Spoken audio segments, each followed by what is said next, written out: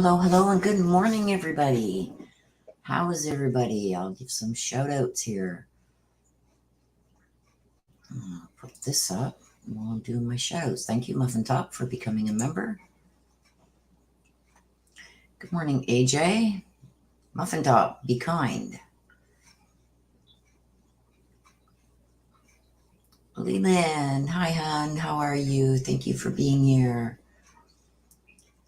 Regina, Courtney, Marriott, Cece Cummings, Jack, Sweet Sherry, Kimmy. Good morning, everybody. Nice to see you all. Pepsi Girl, good morning. Kimmy, good morning, good morning, good morning. So nice to see you guys all here. It's a little chilly here today. We've had really nice weather, although albeit it's been raining, but it was nice. Let me just get my heater on a little bit here. Warm me up so we can get going. Sonia, good morning from South Africa. Wow. Good morning, Jack. Good morning. Wiki, good morning. Levon, good morning. Chichi, good morning. So there's a couple things I'm going to let you guys know before we get started with the court documents. Let me just bring them up here.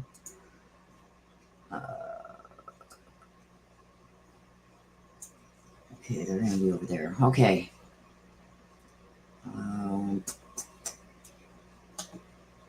I found some interesting news. Make this bigger. Make this bigger.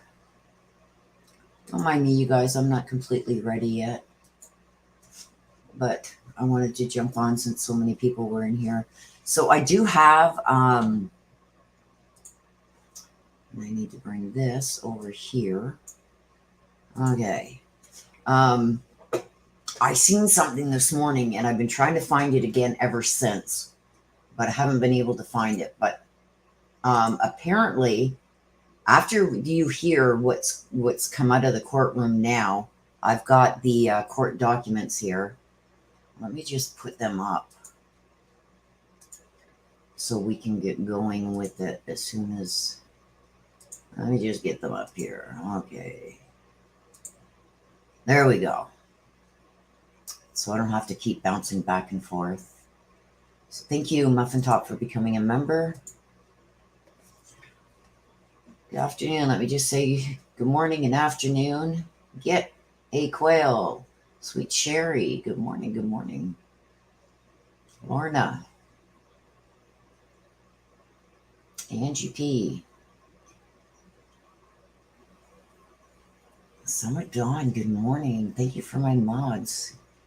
My mods, Rosie, Leland, Summer Dawn, all in here. And Leland, yes. Yeah, so I was going through a bunch of stuff that I had been sent. And yeah, please make sure you have live chat selected at the top so you don't miss any of the chat. And also, if you haven't, please smash that like button on your way in. It helps get us out there in the algorithm, lets people know that we are live. A lot of people aren't getting the notifications. That way we can get going quicker, you guys. So I don't have to keep repeating myself. You can pop out of chat, click that like, it's free, and then come on back in. Make sure you got live chat selected when you come back into live chat. So yeah, so I was sent a bunch of stuff that's going on. And one of the things I found interesting, and I will find it for you guys. And good morning, sis. That's in the house. What I found was apparently Macy flipped out on Lauren Scharf after the last court hearing. Now, I don't know what was said or whatever. I just got the gist of it before I popped online here, going through the emails and stuff. But so I will look into that. And what I'll do is I'll put a link or whatever to it in my community tab. But apparently she flipped out on Lauren Scharf and went off on her. I don't even want to speculate on what could have been said, but people are really making comments about it because Macy lashing out at Lauren, it's a learned behavior, right? It's abusive behavior. I'm not sure exactly. I wasn't able to get reading through it all. And then when I went back to try and find it so I could read through it with you guys, I couldn't find it, but I will find that. Let me just check this message. Hang on.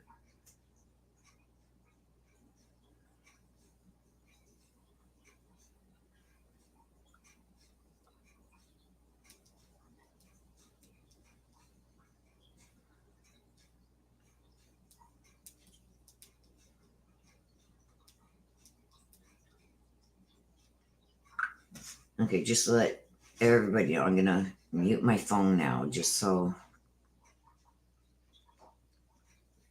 it doesn't keep going off. I got you, sis. I just replied to you. So yeah, so I don't know exactly what was said, but apparently Macy flipped out on Lauren Sharf after it was said in court, these judges' orders. We're going to go through it. There's going to be some parts, you guys, that I just breeze through because it's stuff that we've already heard.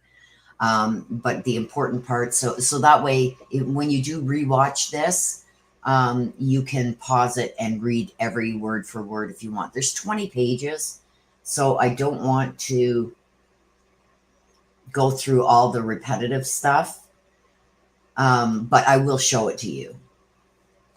The most important is what the judge has ordered. There's also information that you're going to see in here as to why a lot of these expert witnesses are not going to be able to testify, which is shame on the prosecution. Wait till you guys hear this. I'm totally disgusted at this point with the prosecution. Some of it is their fault, some of it is not. But the bottom line is there's rules on the way court cases go through the court for a reason. And you're going to see when they don't do what they're supposed to do, this is what happens. So again, you guys, I'm going to give it another minute or so before we start going through this, and you're going to see exactly what I'm talking about. This is all on the prosecution for those witnesses, not those expert witnesses not being able to testify as expert witnesses. You're going to see why the judge ordered this, okay? I'm going to ask, please hit that like button so everybody gets a notification. It does help pump out the notifications that we're live when the like is hit. I'm going to ask that you please do that if you haven't already, just so I don't have to keep stopping throughout this and repeating stuff. It gets it out there that we are live. Oh, Lidlin. Well, I hope that infection clears up soon, my dear, and you're feeling better.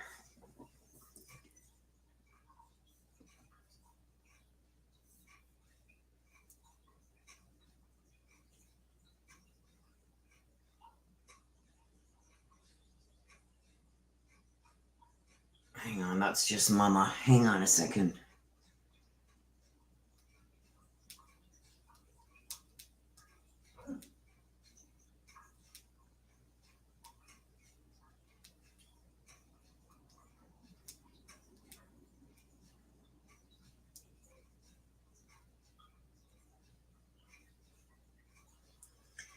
My mama is picking me up a coffee at Tim Hortons. So I gotta go and unlock my door. Hang on a sec.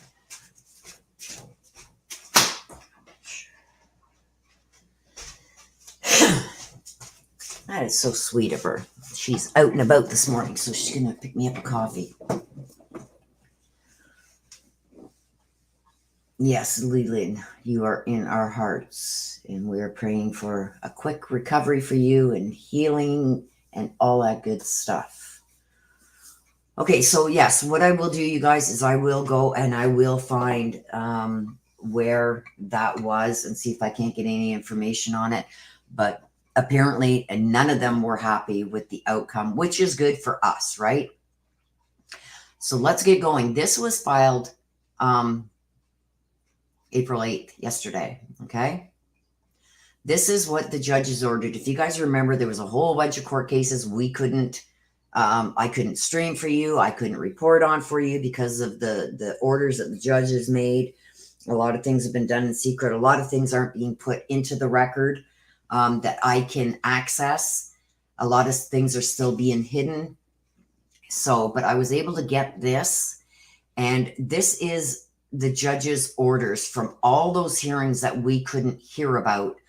These are going to be his orders. There's also going to be information here as to why those expert witnesses are now not allowed to testify as expert witnesses, and it's all the prosecution's fault.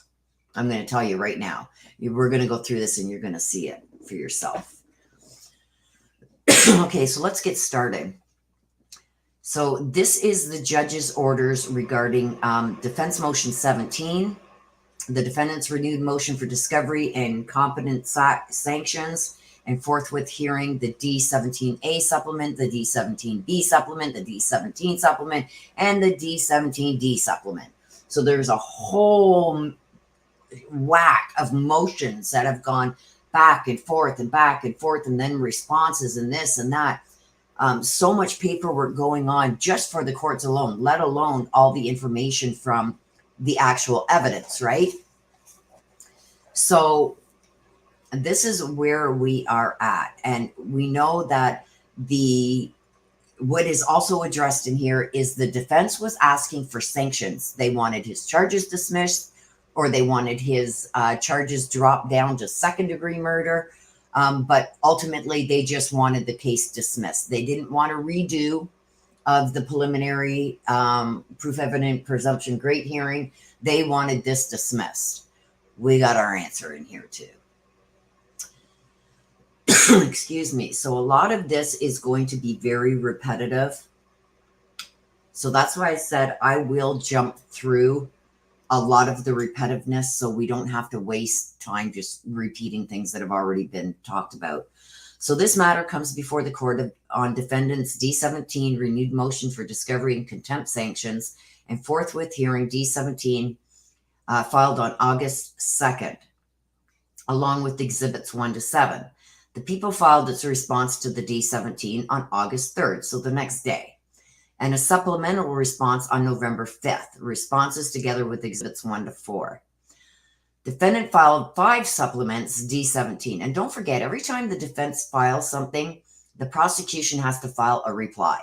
And this is where things are getting so jumbled up with all these different documents and this and that and orders on this, and we'll let that go for now, but you got to file this, and let this go for now, but you got to file that.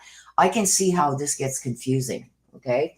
And working in a criminal law office and in the field for over 30 years, I'm telling you, it can get overwhelming. So I can just imagine how it is at the prosecution side, okay? It's very easy to get lost in the paperwork. Okay, have we sent this? Haven't we? Have we responded to this? Haven't we? So by the defendant continuing to file all these motions and whatnot, it does get confusing. So then after the prosecution filed its response to this D17 motion, okay, so that's the defense motion number 17. So then the defendant filed 5 supplements to the D17. Defendant's D17A was filed on August 3rd. So the same day that the prosecution replied, they filed another supplement, accompanied by exhibits A to C, and the people filed its response to the D17A on November 6th. Defendant then filed a D17B supplement, and that was the very next day, along with exhibit A, and the people filed its response D17B on November 6th. Defendant filed a D17C supplement. So like these are just coming one right after another and overlapping with other ones. And it's like, okay, what have we answered here and what haven't we? You know what I mean? It gets very confusing. So here it's just saying these 5 supplements, when they were filed, and then when the prosecution responded to them. And then another one, as soon as the prosecution replies to their supplements, they file more. So it's just like they filed the supplement on the 9th together with the exhibits A to C. The people filed its response to D17C on February 23rd. And then the defendant filed a reply in support of motion D17 on February 24th, accompanied by Exhibit 1, which now the prosecution has to respond to again. On March 2nd, defendant filed a D17D. So now we're A, B, C, D supplement. The people filed its response to that on March 10th. So they are trying to keep up at the same time as trying to give the stuff that the defense has asked for in the previous 4 supplements. It gets overwhelming, you guys. And each time they finally file something, the defense files something else. And that's what the defense is trying to do here. They're trying to bury the prosecution in paperwork, so they can't stay on track with the Brady and with what they have to disclose for evidentiary for the trial. They're burying the prosecution in paperwork. Okay. So then the people filed a motion citing to the cases concerning discovery violations on February 2nd. The defendant filed his response to the notion, the notice on February 9th. So this is what I see as somebody who's worked in this field for a long time. I see what the defense is doing here, and they're burying the prosecution in paperwork. Okay. The more motions and supplements and everything else that they keep throwing at the prosecution, it's taking the prosecution away from disclosing other evidence that is on a time limit. Okay. But once the defense files these motions, there's a court date set.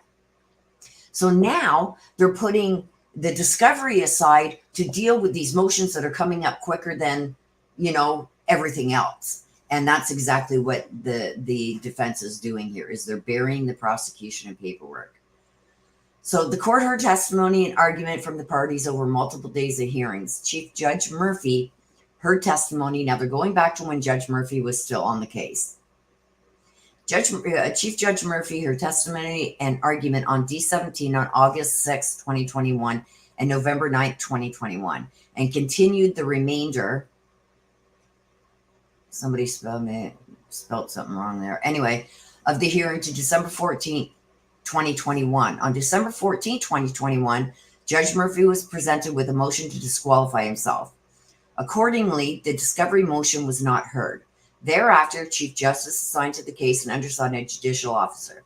The undersigned presided over additional hearings on D17 and its supplements on January 24th to 25th, February 1st, February 20th, February 24th, and March 4th. Okay? So, not only are they burying the prosecution, now they've changed judges who has to now get up to speed. So the judge is now like, okay, where is everything standing? He's got a pile of paperwork on things that are coming up now. You know what I mean? So I do believe that they know that they're not going to be able to get very off on these charges. So I think that they're just trying to bury the prosecution in so much paperwork that they can then get sanctions against them for not disclosing the discovery. Okay, but when you're taken off of that to reply to these motions, a lot of them frivolous, it's like, I see exactly what they're doing. But with that being said, regardless of what the defense is doing, the prosecution still has to disclose exculpatory and other evidence. Okay, even if it's not exculpatory, they have to give it to the defense. I feel here that they were outmanned. They didn't have enough people to cover, replying to these motions and supplements. They were taking people off of the discovery stuff to come over and deal with this stuff. And I feel that they were just outmanned. They were overwhelmed. So the court has reviewed all of the briefing testimony exhibits in the case file and the pertinent law, being fully advised. The court finds and concludes and orders as follows.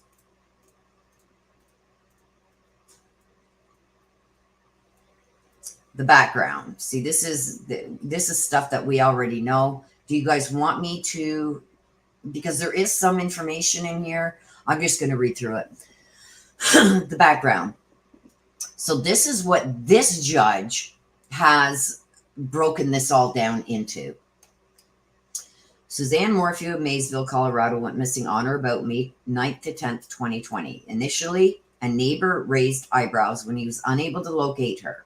The neighbor contacted her husband, Barry Morphew, as well as the authorities.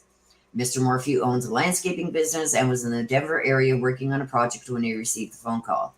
Shortly after the call to law enforcement, police found Mrs. Morphew's bike off a dirt road, down a ravine near her home. The bike appeared to have crashed or been strategically placed in that location. Apart from her bike, there was no sign of Miss Morphew. More search and rescue personnel were brought in to assist that evening, but she was never found. A massive search involving numerous law enforcement entities and volunteer community members from nearby Salida ensued. An individual did find Miss Morphew's bike helmet west of her bike off of Highway 50. However, Miss Morphew was never located. To date, she has never been found. After failing to find Miss Morphew, law enforcement suspected foul play. In addition to continuing their search for Miss Morphew, police were actively investigating her disappearance as a potential crime. The Morphew residence, including vehicles, were searched and numerous items of evidentiary value were collected.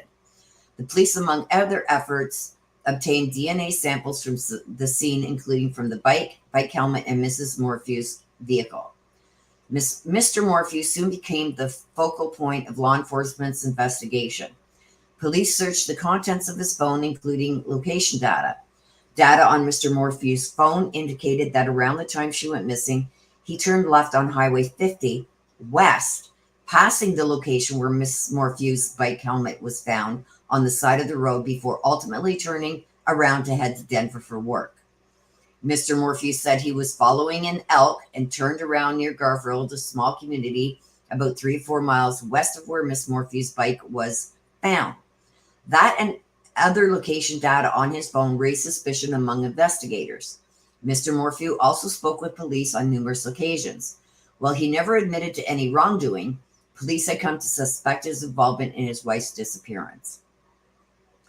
In the summer of 2020, CBI forensic analysts determined foreign unknown male DNA was found on various items of the crime scene: the interior cushion of the bike helmet, Miss Morphew's bike, the glove box, and back seat of Mrs. Morphew's Range Rover. Mr. Morphew, along with other investigative personnel working the scene, were excluded as the source of the sample. CBI agent Joseph Cahill was the lead investigator assigned to local authorities of the Chaffee County Sheriff's Office in the investigation of Miss Morphew's disappearance. Just give me 1 second here, you guys. My mama is at my door. Hang on.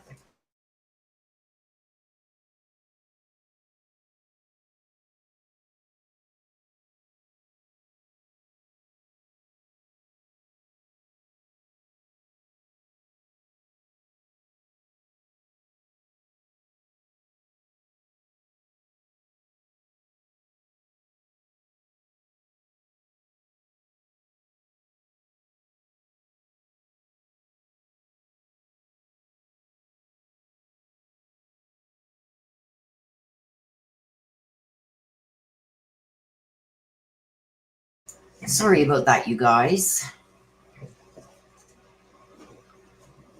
I'm very, very sorry. I'm sorry. But that was my mama, and she takes precedent over everything. Okay, so where were we? Okay, so we went through this in the investigation. Okay, so Joseph Cahill was the lead investigator assigned to assist local authorities in the investigation of Miss Morphew's disappearance. Okay, communication logs with the Forensic Laboratory Division of CBI indicated that Agent Cahill had come to believe the DNA sample found in Mrs. Morphew's car belonged to suspects who may have perpetrated the crime. So that's the first that we are hearing this. Okay? That's the first time we've heard that.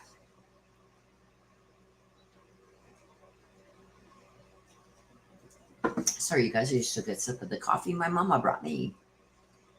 So I'm not sure if that is true or not, because there's so many different things around what this Agent Cahill had said. But with this being said, wait till I'm getting to the good stuff. He's just giving a history of this.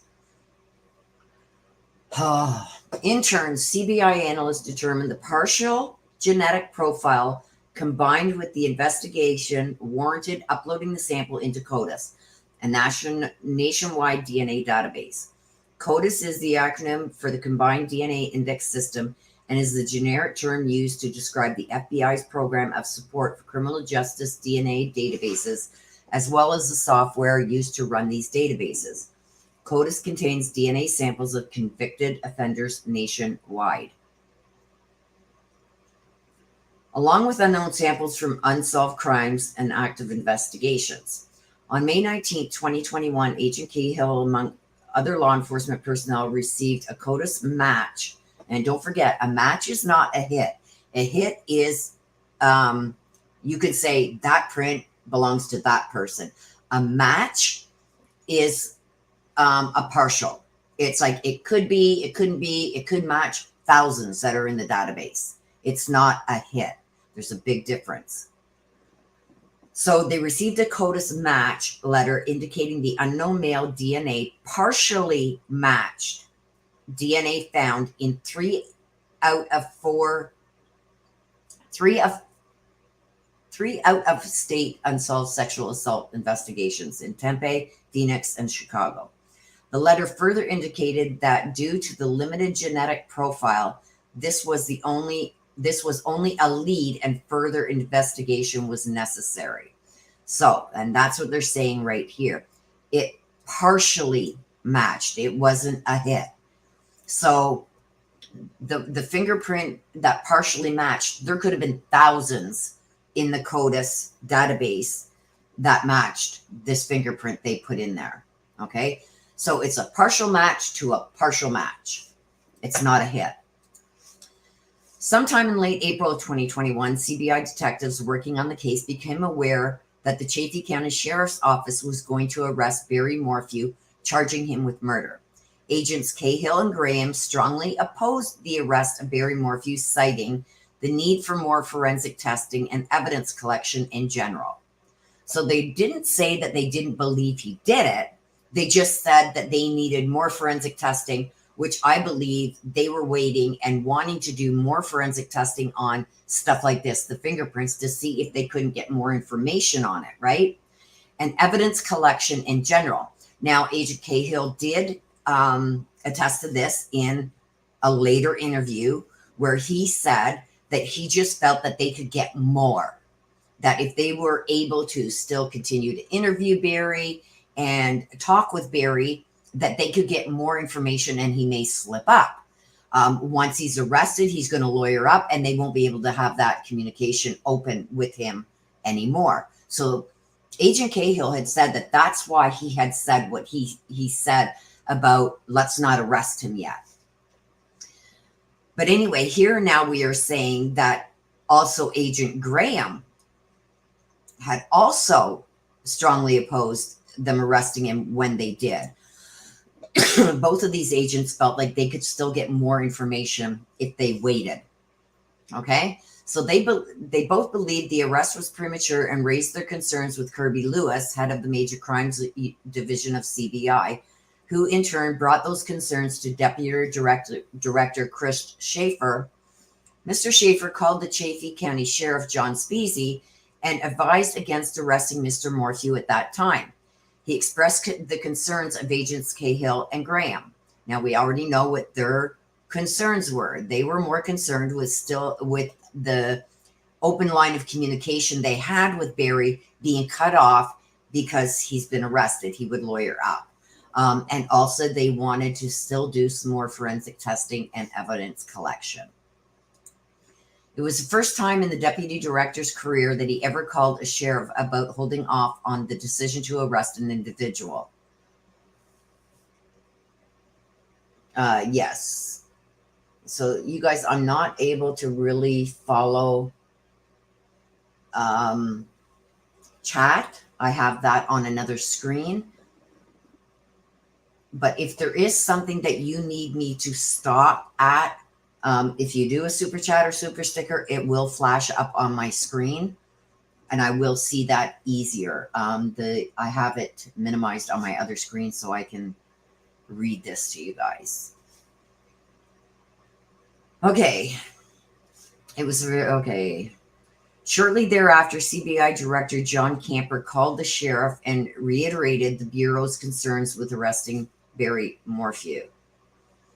On May 4th, 2021, Alex Walker authored a 129-page affidavit in support of the arrest of Barry Morphew on suspicion of homicide, along with other charges.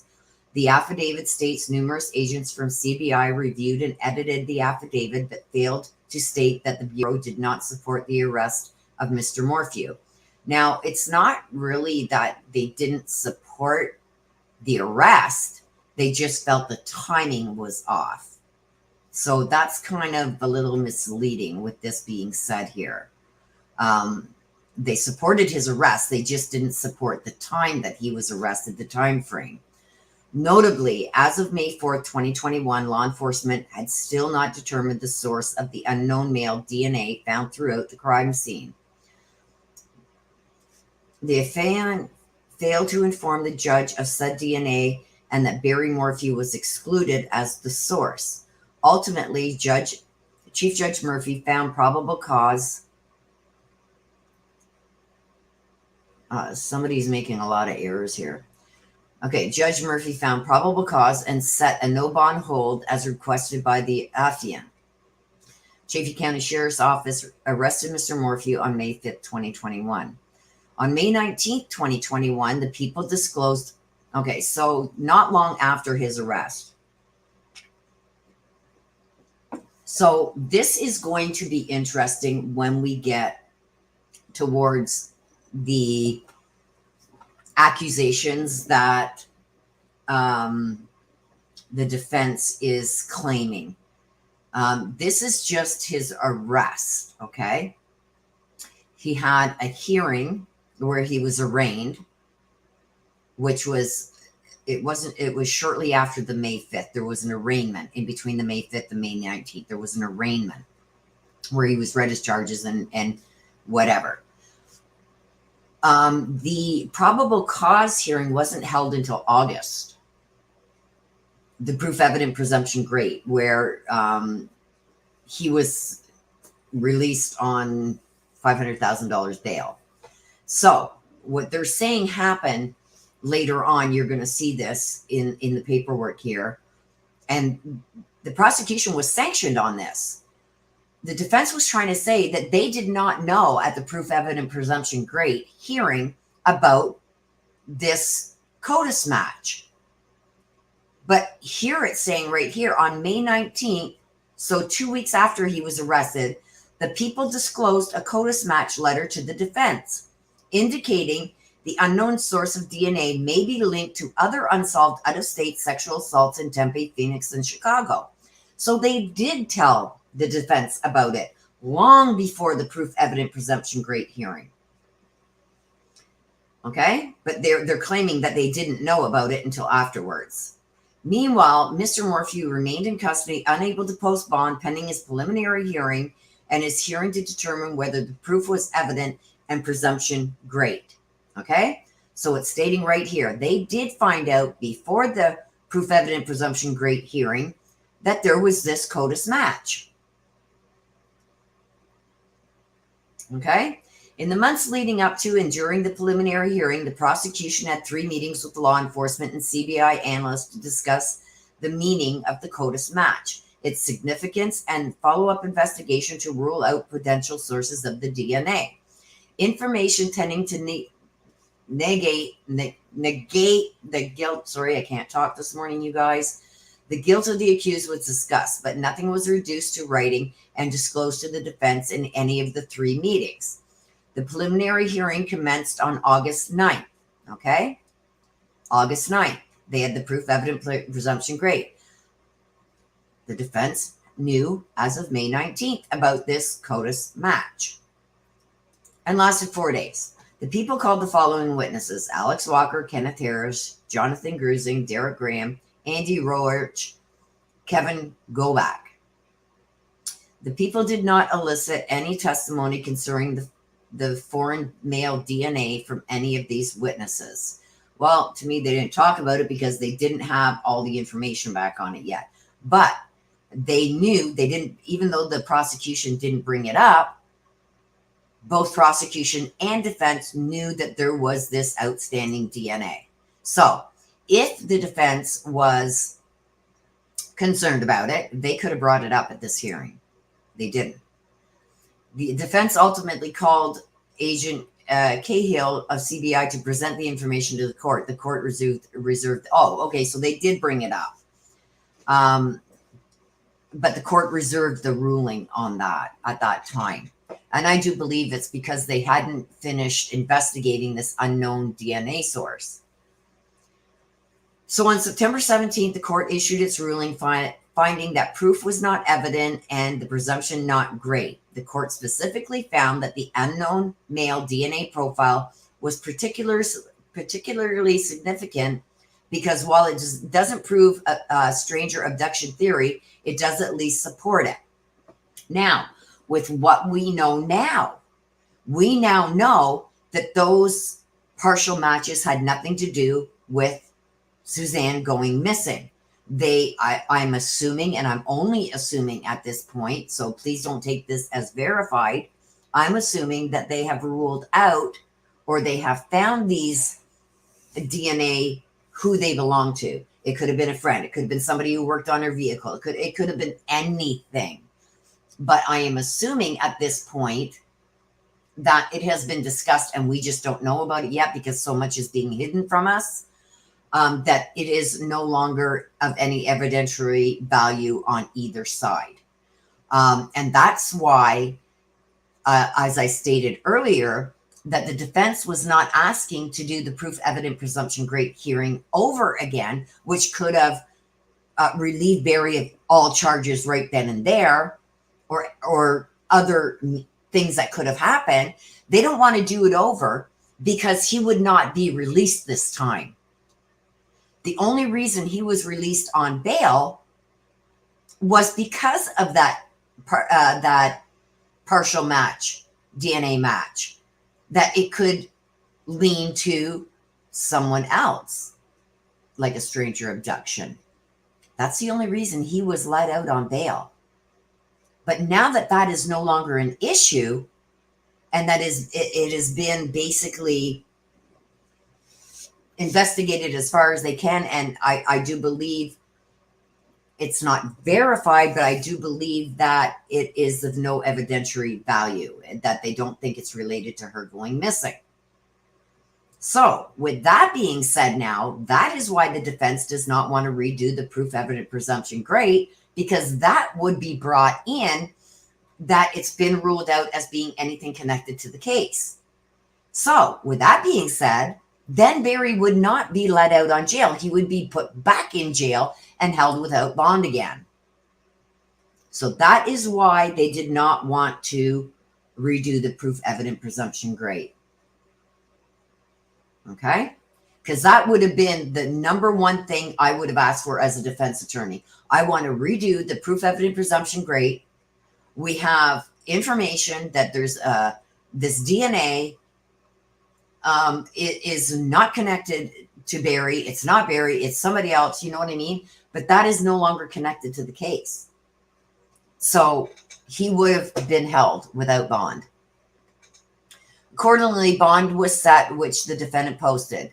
In all, the defendant remained in custody, unable to post bond for a little over 5 months. Oh, man. Well, guess what? That's 5 months of your life, bud. Suzanne's life is gone. She can't get it back in 5 months, 5 years, 5 days, 5 weeks. Defendant is charged with first-degree murder along with other counts for the alleged murder of his wife, Suzanne Morphew, on or about May 9th to 10th, 2020. Defendant has pled not guilty. A jury trial is scheduled to commence on April 28, 2022. Oh, Terry, if you think this is bad, wait till you hear this. Okay? Applicable law. Now, this is going to be a lot of this is just reiterating what was set up here and going over and over and over and over and over things. So we're going to kind of skim through this part of it till I get to what the judges ordered. But there are some things in here that I think are important. So if you do want to read what criminal law and every little thing about it, you can pause this, you can rewatch this once it's done, and you can pause it and read through all this. So the purpose of criminal Rule 16, which sets forth pretrial disclosure obligations of the prosecution and the defendant, is intended to ensure a fair trial by permitting both sides to obtain relevant information before trial, thus reducing the risk of trial by ambush. Okay? Rule 16 requires the prosecuting attorney to disclose to the defense any material or information within his or her possession or control which tends to negate the guilt of the accused as to the offense charge or would tend to reduce the punishment thereafter. Okay, so that's a lot of Brady rules and everything in there too. Specifically, the prosecution must disclose exculpatory evidence to the defense, meaning evidence that is material. Exculpatory evidence is evidence that could prove or lean towards the innocence of the defendant. Evidence is material only if there is reasonable probability that had the evidence been disclosed to the defense, the result of the proceeding would have been different. A reasonable I'm not going to read all this little P3D 397. I'm just going to read what's important.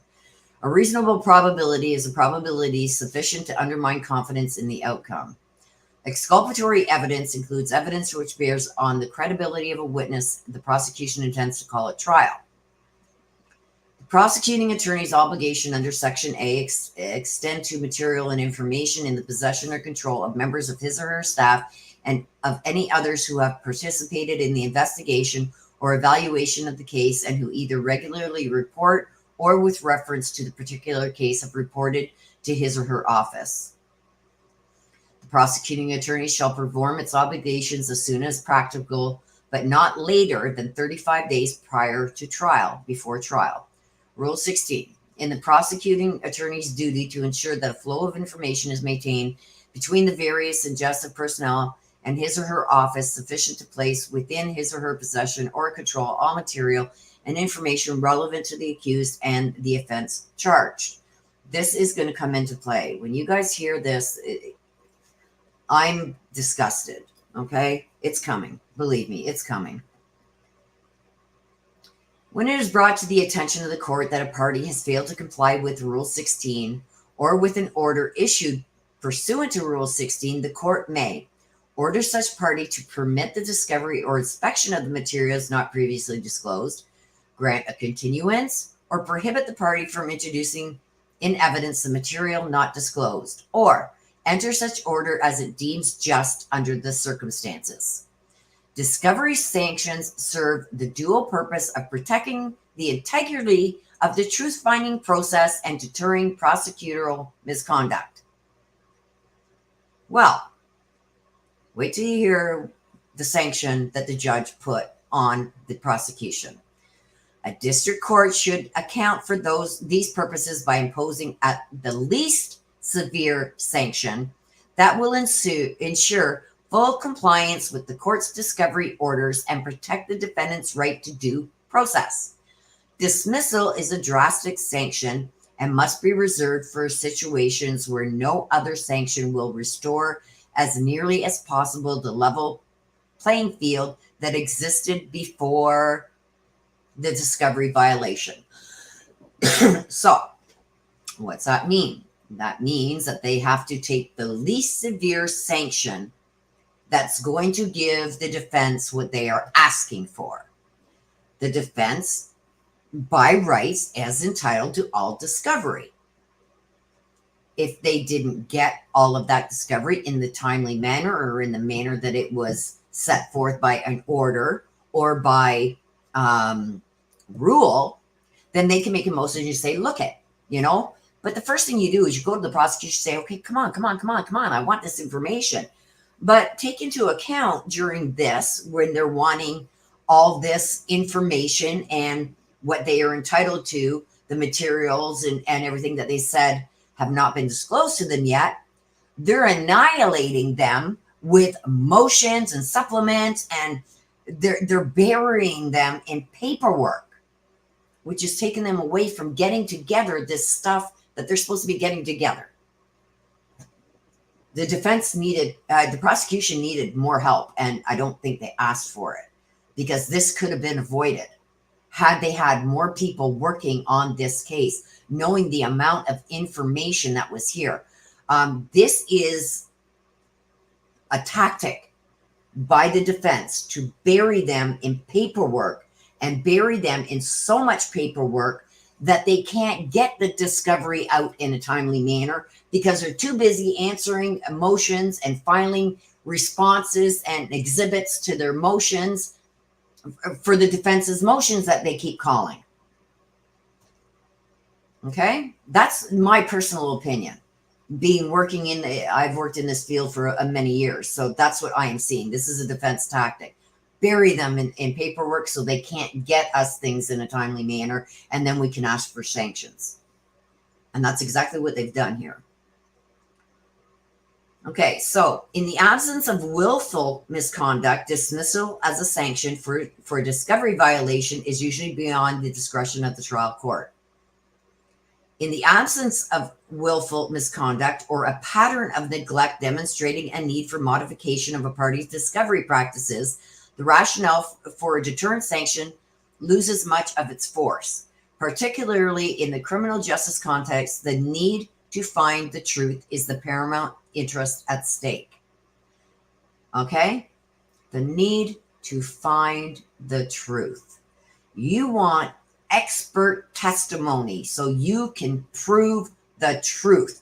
You want an expert to testify so you can understand. An expert can go more in depth, has more experience, has seen things over and over, knows the book inside and out. That's why you go for experts in the field that you are arguing at the time.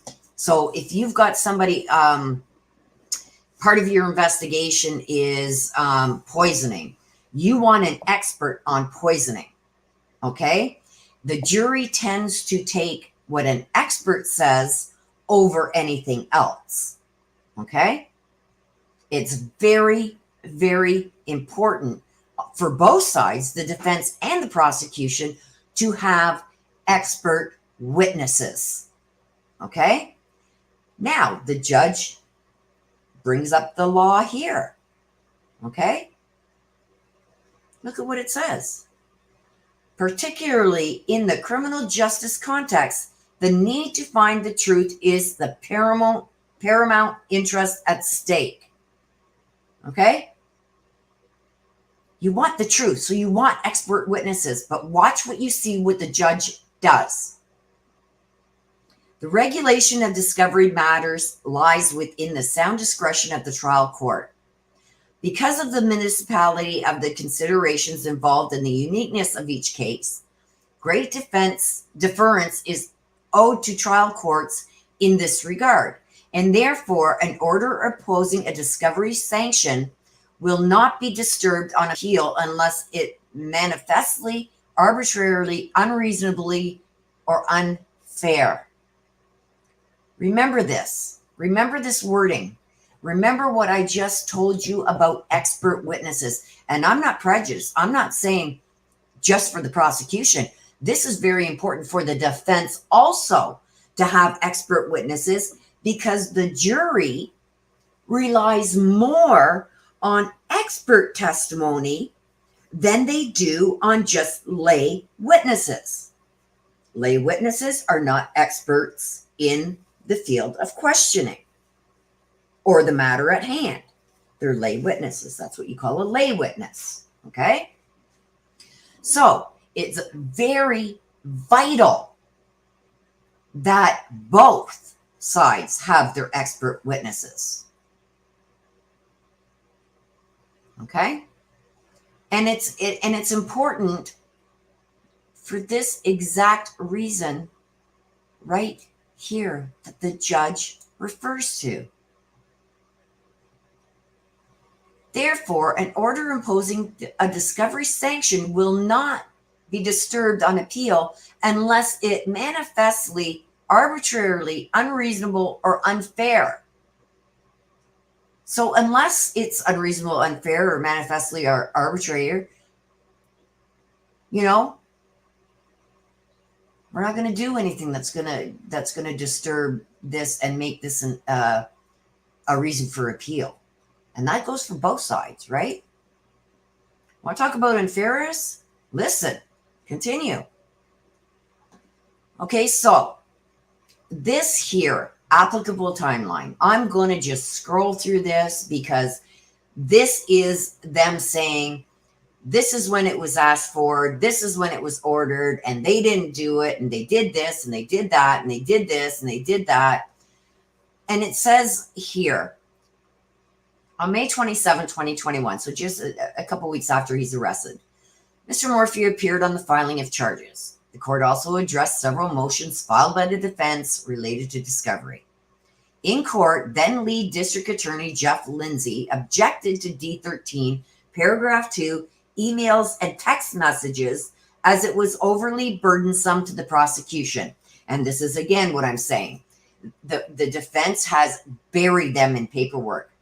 If the prosecutor happened to walk by one of the lead detectives or something like that and said, hello, good morning, how are you? We're working on the Barry Morphew case today. They want that email. They want that in writing, that conversation happened. Every single hello, goodbye, every little email, every phone call, whether it was directly involved with the case or not. If Jeff, sorry, you guys, if Jeff Lindsay talked to one of the detectives involved in the case, but their discussion had nothing to do with the Morphew case, the defense still wanted that. So this is what I mean is that this is a tactic by the defense to bury them in paperwork, and they've done it from day one. Okay?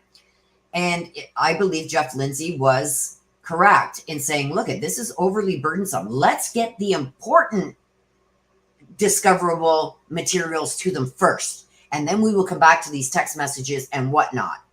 You know what I mean?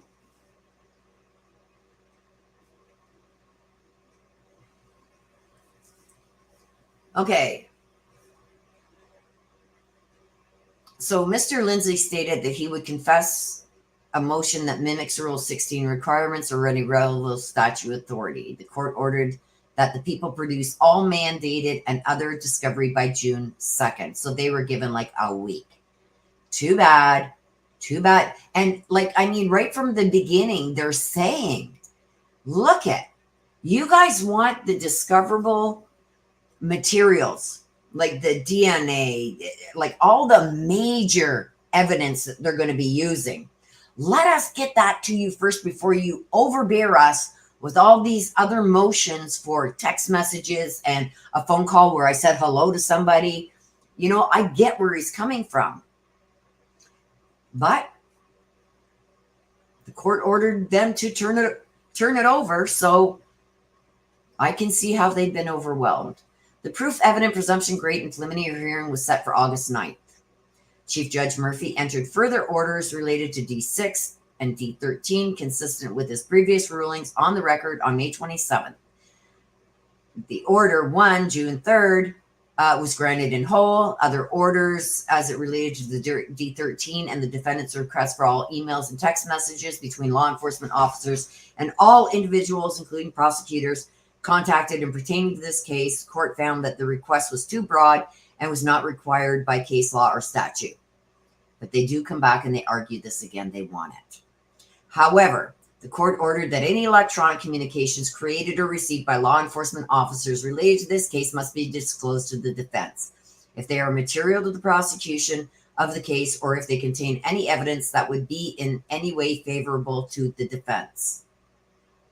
So you might as well just turn it all over, because for somebody to sit there and read through each and every recorded phone call, each and every recorded email or sent email, text messages, this, that, you might as well just put it all onto a disc and send it off to them, because it would take you way too much time to go through every one to see what was relevant or anything favorable to the defense in there. You might as well just send it all to them. but that also takes time. On June 24th, the defendant filed more motions, 16 and 17. On July 6th, the defendant filed a motion for contempt citation.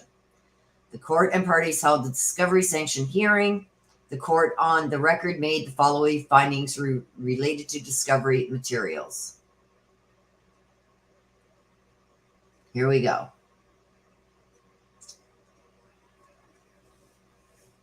Okay, let me just take a second here.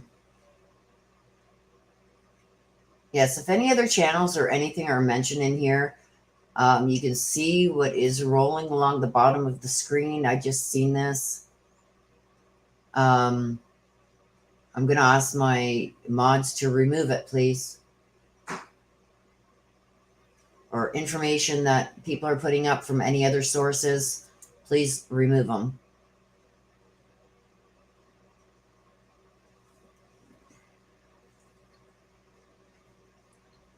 Okay, so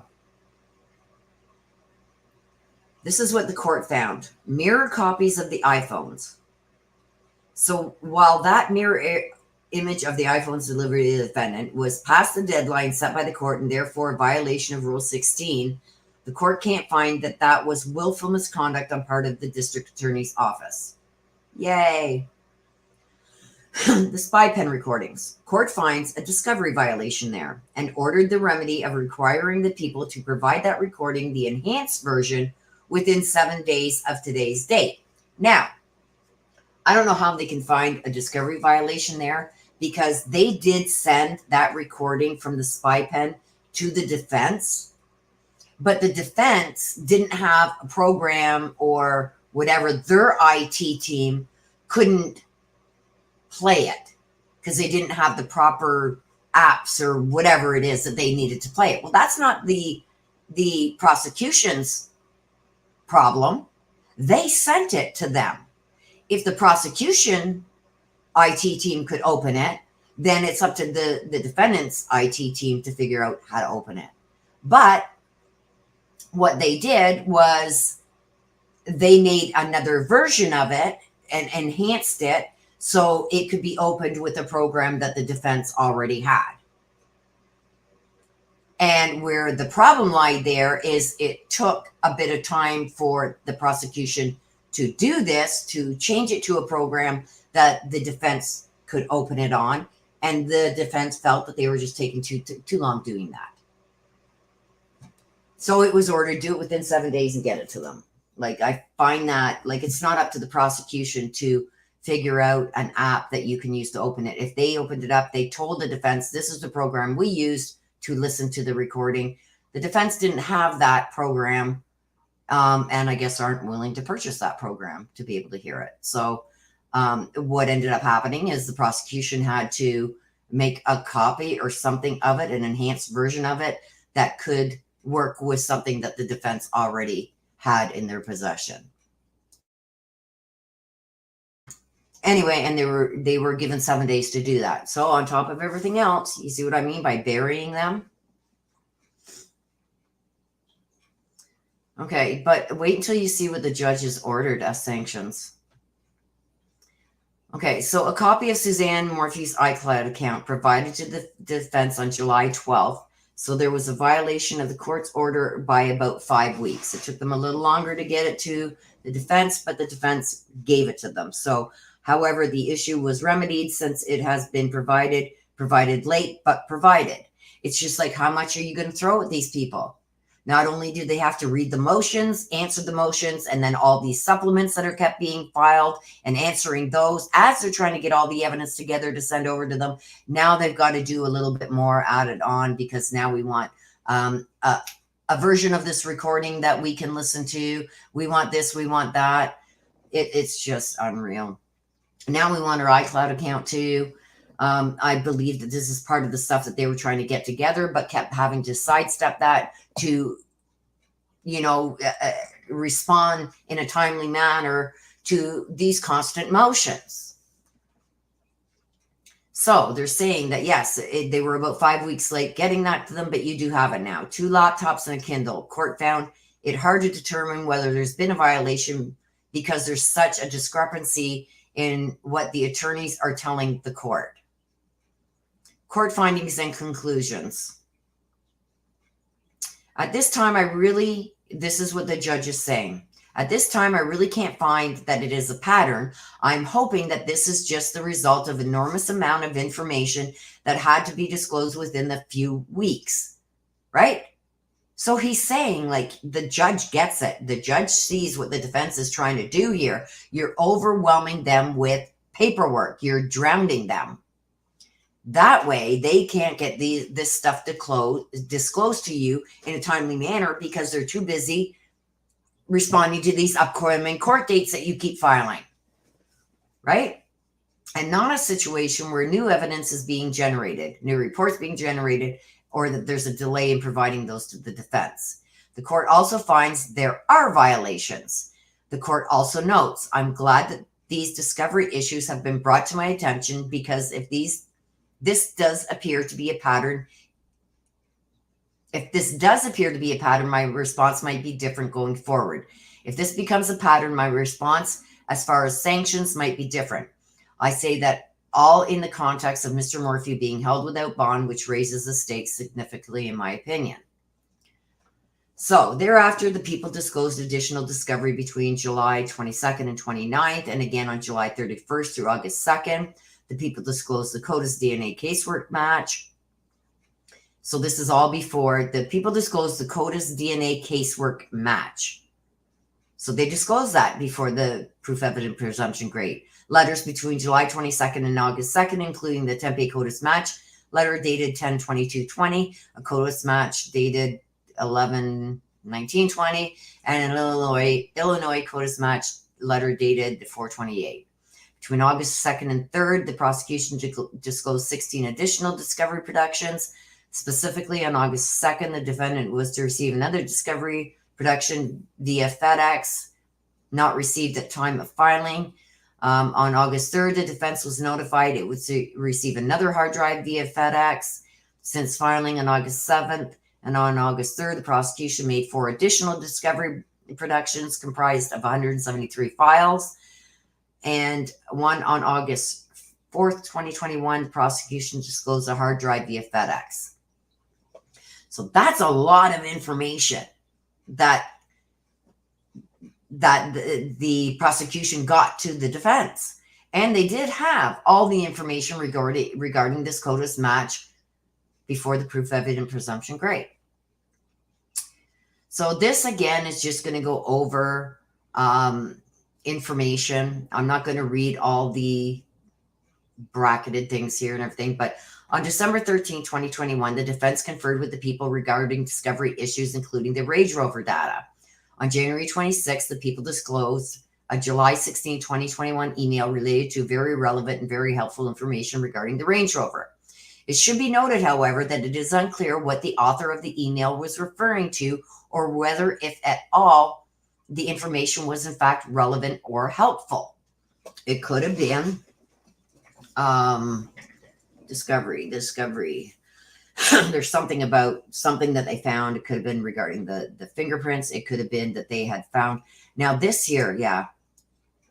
Now, like I said, I haven't been able to verify this yet, but I feel that during this time, they found that this could have been somebody who had worked on her vehicle or something. I don't know. So anyway, nonetheless, on February 10, 2022, the court ordered disclosure of the Range Rover data by February 24th on the record. The court ordered disclosures not later than 14 days from today's date. On February 24th, the defense made another request for the Range Rover data. Okay, hang on a second here. Okay, so I guess they didn't get it to them by the 24th of February. So on February 24th, the defense made another request for the Range Rover data. The people provided a flash drive that same afternoon. So the court ordered disclosure of the Range Rover data by February 24th. They did get it on February 24th. On March 1st, 2022, the defense contacted an FBI agent regarding the Range Rover data. The FBI agent indicated he sent the initial data to the case agent on July 23rd, 2021. On February 3rd, 2022, the court issued an order related to the discovery of agent Joseph Cahill's Internal Affairs file. On February 7th, 2022, the defense received the IA file after the court issued its order. On February 8, 2022, the defense opened the IA file flash drive. On March 4th, the court and parties conducted a hearing relating to the contents of Mr. Cahill's IA. That's internal investigations from when his firearm discharged within his home. Nothing related to the case. On March 10th, while the court was considering the instant discovery litigation, the court was confronted with more motions. See? So while they're still trying to deal with all those other things that they've just filed, and the discovery litigation on that, the court was confronted with more motions alleging discovery violations. D62, these are the 60-second motion. Okay? 62B, 62C, motions allege the people failed to make their expert disclosures to the defense pursuant to Rule 16 and the court's case management order dated October 29, 2021. The court agreed and found the people were in violation of both Rule 16 and the court's CMO. The court further found the violations amounted to a pattern and saw fit to impose a sanction to deter future discovery violations and encourage compliance with this court's orders. In all, this is why the court has excluded 14 of the prosecution's 16 endorsed expert witnesses. You see this? This is a sanction. This is one of the sanctions that the court imposed against the prosecution for filing stuff late, for disclosing stuff in the disclosure, for not sending it over to the defense on time. They have excluded 14 of the people's 16 endorsed expert witnesses. What does that mean? That means that 14 out of the 16 expert witnesses cannot get on that stand as an expert witness. They have to get on the stand as a lay witness.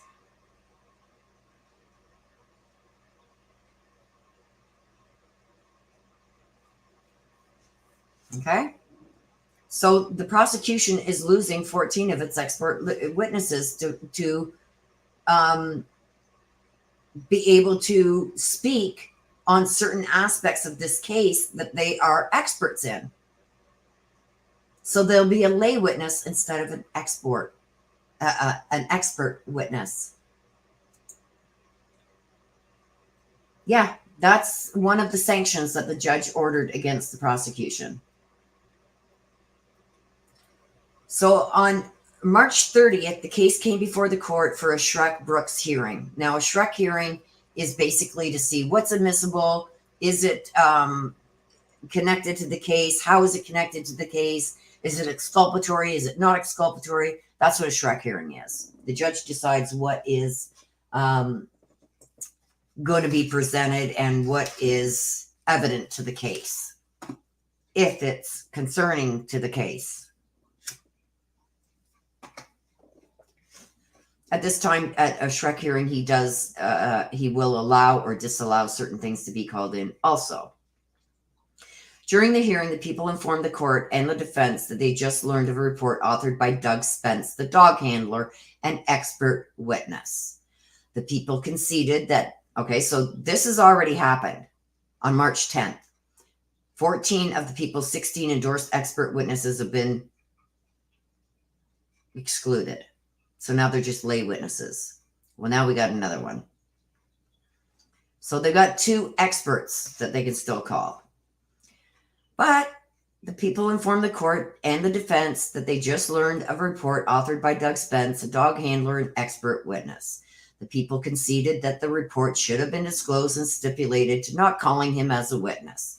Accordingly, the court again found a Rule 16 expert disclosure violation as it related to Mr. Doug Spence and excluded him from testifying at trial in the prosecution's case in chief.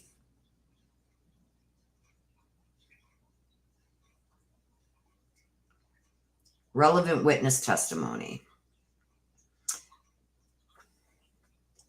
This is stuff that I'm not going to go over a lot here because we have already heard this. If you do want to read through it, they talk about Commander Alex Walker. He's the one that penned the arrest affidavit. There are some things in here that I wanted to bring out and talk about, but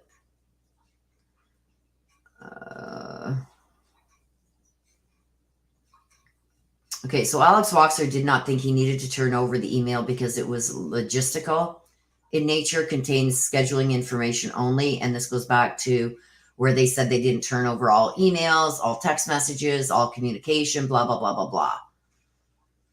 Walker had agreed to work with the defense, that the meeting discussed exculpatory information, but no one took notes or generated a report. And this just goes on. We've already gone through this when they were testifying on the stands. I've already brought out most of this information, but the judge is going over it again. They talk about the CODIS match. When former district attorney Jeff Lindsay testified, he says that Exhibit 14 was a request drafted by CBI agent Cahill to laboratory services of CBI requesting the forensic analysis of numerous items. It further stated that this unknown male profile was submitted to CBI lab as a result of the fact that there was a submission because additional information to the suspect. The 215 Range Rover was used in commission of a criminal offense. Now, this is another thing that I was wondering about is there was a previous owner of that Range Rover. It was bought used. So that DNA, that fingerprint or DNA that could be in there could have came from the Range Rover that was used in a criminal, used by a criminal or in the commission of a criminal offense before Suzanne even purchased it. Robin Burgess. Court heard testimony from Detective Burgess. Burgess received the May 19th, 2021 CODIS letter from Megan Duguay. He followed up with an Illinois detective identified in the letter. He was under the impression that the Phoenix and Tampa matches had been followed up on already or were otherwise being handled. This letter came only 14 days after the arrest of Mr. Morphew. Detective Burgess also was under the same impression of Alex Walker that Detective Cahill followed up on it. So, and this is Cahill on the stand. We've already basically gone through this. Like I said, if you guys do want to reread through all of this, you are more than welcome to rewatch this and pause it so you could read it. It states here that Mr. Cahill testified that he was unaware whether Mr. Morphew's DNA was excluded. Mr. Cahill was further confronted with exhibit demonstrating that he likely knew that information at the time, including Exhibit 24. So they're trying to say that he did know that Barry was excluded at the time of the proof evident presumption. Great. I don't believe he did. They go a lot in here, you guys, about those. We've already gone over all of this, about they could have been one of thousands in that match. So Alex Walker on March 4th, the court heard additional testimony from Mr. Walker. Mr. Walker denied knowing Mr. Cahill or CBI's position on deficiencies in the arrest warrant. He did not learn about these claims until after the submission of the probable cause affidavit.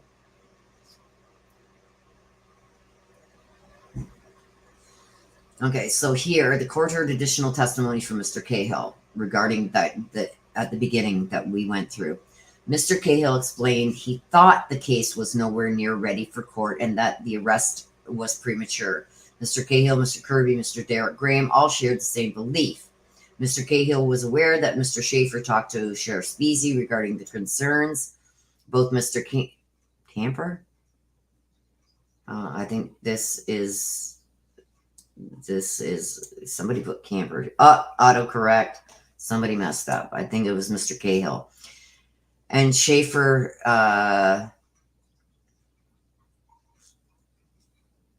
Cahill. Yeah, I think this is supposed to be Cahill. And Mr. Schaefer expressed concerns to Sheriff Speasy that CBI wanted to wait on the arrest.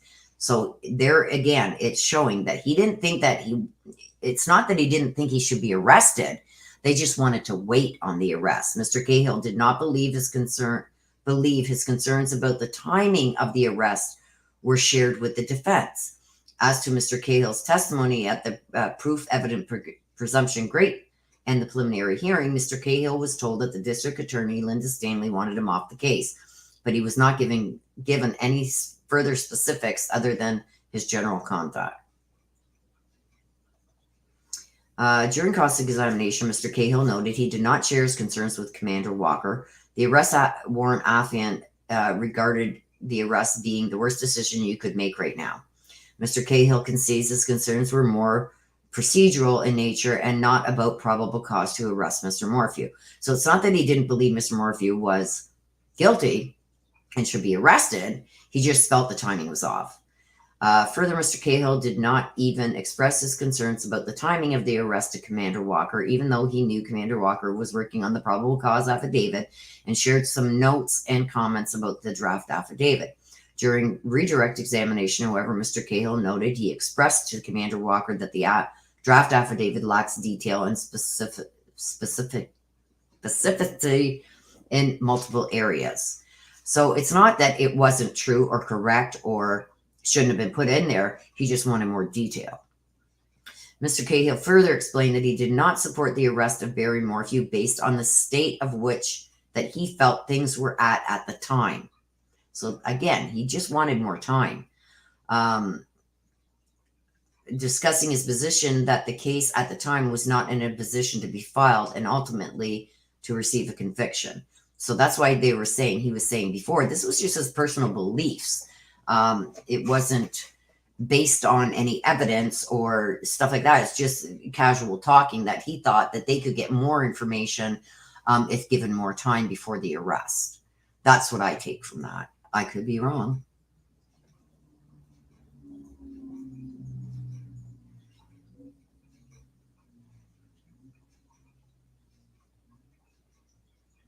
Okay, what's going on here? Okay, let me pause for a minute.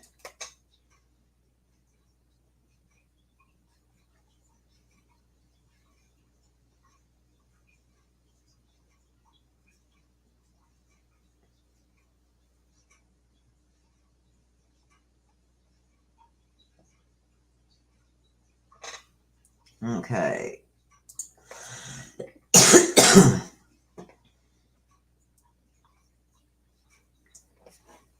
Give me a second, you guys.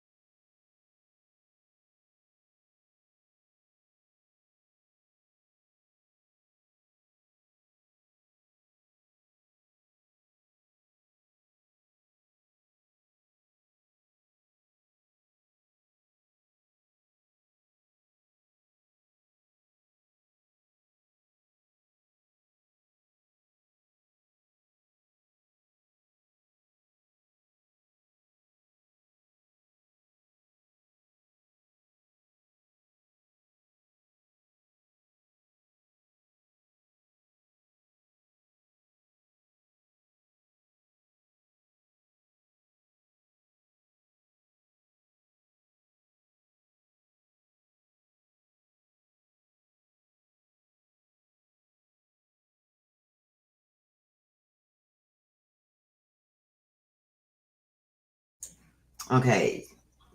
Sorry, I was muted.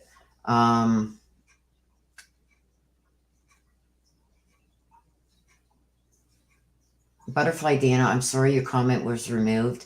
Jack Hideous, Suzanne had an affair with only one person, JL, and I'm sure you know that if you have been following this case instead of just wanting to shame a murder victim. Thank you for your comment, Dana, and you are absolutely 100% correct. Please, mods, be careful of what you are removing. That comment should not have been removed. Also, Diane H., Jack Hideous, the name suits you. Yes, that should not have been removed either.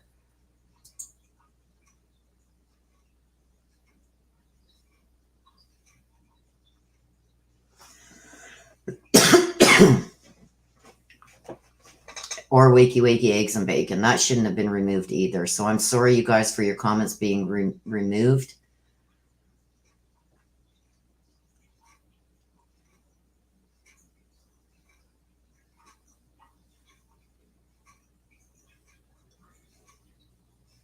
So I am sorry that your comments removed. Please, mods, be very careful on what you remove. The Jack Hideous stuff, absolutely. Stuff like that, remove their comment and block them. I don't need that in here. But when the subscribers are responding to stuff like that, they have every right to respond that way. This is a safe place for them. And to see stuff like that where victims are being shamed or attacked or spoke derogatory, stuff like that, no. And they do have a right to respond to stuff like that in this chat because they know it's not allowed here. So please, please be careful on what you are removing. Yes, the DV is very important to this case.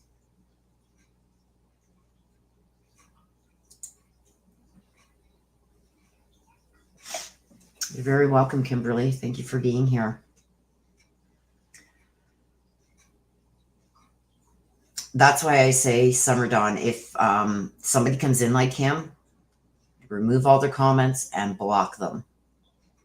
Anybody that comes in shaming somebody, attacking the victims, attacking other people in chat, yes. But somebody responding to somebody ignorant like that, the subscribers have a right to say what they feel when people come in here and say things like this guy was saying.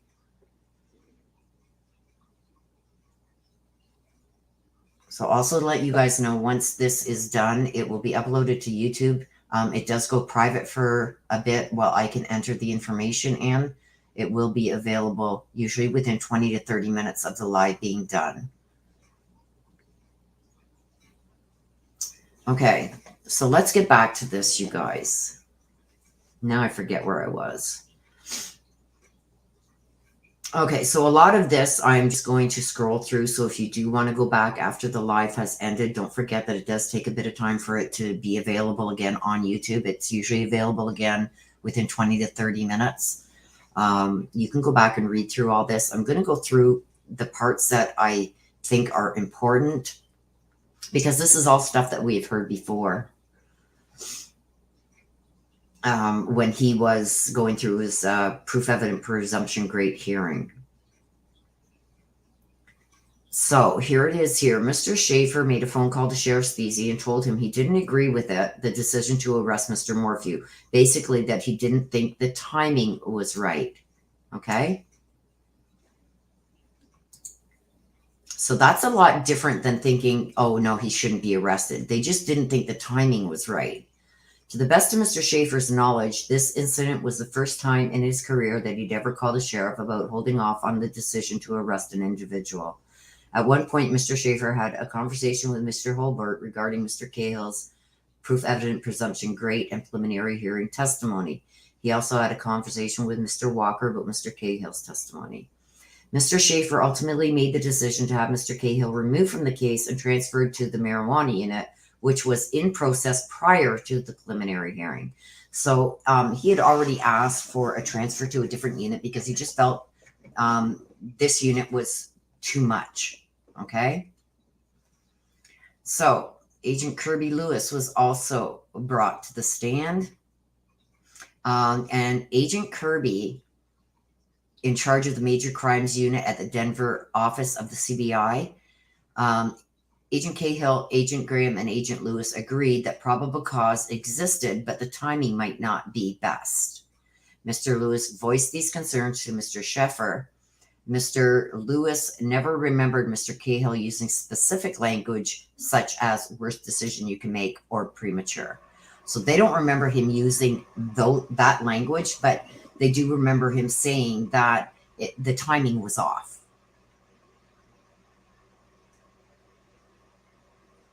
Okay, so as to Mr. Cahill's testimony at the proof evident presumption grade and preliminary hearing, Mr. Lewis remembered having a conversation with Miss Stanley after hearing concerns from Mr. Sheffer at this date. Okay, Miss Stanley articulated to Mr. Lewis that they no longer wanted Mr. Cahill on the case based primarily on his testimony at the proof evident presumption grade and the preliminary hearing related to the CODIS. Ultimately, a decision was made between Miss Stanley and Mr. Sheffer to take Mr. Cahill off the case. At that time, Mr. Lewis had no knowledge that Mr. Cahill was in the process of being transferred to the marijuana unit. So when they were making this decision, they didn't know that Mr. Cahill had already asked for a transfer to the marijuana unit. So that was already in progress when they asked that he be taken off the case prior to the proof evident presumption grade hearing. So on March 4th, the court heard testimony from CBI Director John Camper. Oh, okay, so maybe it wasn't an error up top. Director Camper had a phone call with Sheriff Speasy after Mr. Sheffer called Sheriff Speasy first. Director Camper recalled a definite feeling that there would be a benefit in waiting to arrest Mr. Morphew. And we do know that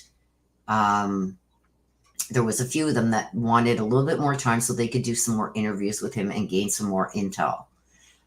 Thank you, Marie, for being a member for 6 months. Marie, I cannot put up. The free ones I can't put up on the screen, Marie, or I would. I just seen that pop up. Like I said, if you guys have questions or things that you do want me to read, those, the super chats and stuff like that pop up right across my screen so I see them. Just like I did with Marie Burks. Otherwise, the writing is so small in the chat on my YouTube studio, which is on my other screen. I don't see questions there. So only if I stop and look at chat will I be able to see them. But if you do have, like I say, a specific one you want me to stop at or revisit that you want answers on, you can throw in a super chat or a super sticker and it does pop up like Marie's did. And she says, hello, Willow, again. Thank you for being you. Oh, you're very welcome, Marie, and thank you for being you. Yeah, the free ones I cannot put up on the screen, or I would. Okay, so again, they're reiterating here that they just didn't think the timing was right. And I think a lot of it was taken out of context when it was passed on to other people. So Linda Stanley on March 4, 2022, the court heard testimony from Linda Stanley. Ms. Stanley was never aware of CBI's concern with Mr. Morphew's premature arrest. Ms. Stanley also noted she was disappointed in Mr. Cahill's testimony at the proof evident presumption grade and preliminary hearing. Specifically, that Mr. Cahill, when he got to the stand, he answered the questions differently than he had been prepped by Mr. Hilbert. Ms. Stanley, Mr. Hilbert, and Ms. Lindsay later expressed these concerns to Mr. Schaefer and their disappointment. So in other words, when they went over the questions that they were going to be asking Cahill when he was put on the stand, he gave one answer to them when they were questioning him, and then different answers they feel when he was on the stand. And that's what peeved off Lindsay Stanley. Okay, so on March 4th, the court heard testimonies from Sheriff John Speasy of Chaffee County. Mr. Speasy went forward with Mr. Morphew's arrest due to public safety concerns and Mr. Morphew being a flight risk. So I did see earlier when I had stopped, somebody had asked, well, wasn't he arrested because they thought he was going to flee? That's what he had said here, right here on March 4th. He said that he went forward with Mr. Morphew's arrest due to public safety. So maybe there was some threats there that Mr. Morphew was making towards people, or they were concerned of the safety of maybe witnesses and stuff like that. And Mr. Morphew being a flight risk. Somebody had said that he had bags packed and he had money that was on him in cash and stuff like that. Okay, so the findings of fact and conclusions of law. This again is they're just going to go over all of what we just went over up here.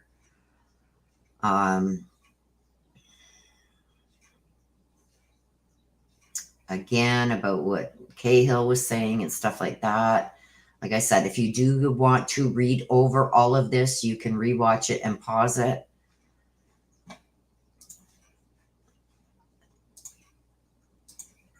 Thank you, Matt. Willow, please can you thank Teresa Fountain for distributing Suzanne's justice bans? Thank you for your coverage in this case. Yes, we will give a shout out to Teresa Fountain for distributing Suzanne's justice bans.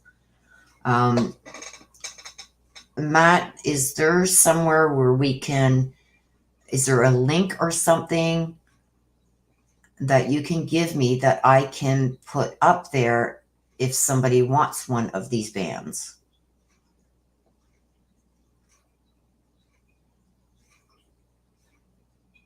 And thank you for your super sticker. I very much appreciate it. Is there maybe somewhere, like, is this stuff that Teresa Fountain does? Does she sell these that people can purchase these? Is there somewhere where people can go if they wish to purchase one?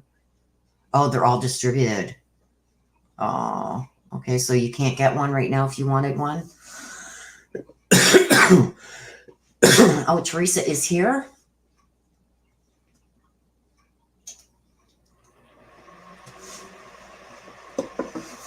Okay, I will allow that, Matt. If Teresa would like to put that here, she is more than welcome to put that here. And thank you very much for your super sticker, Matt.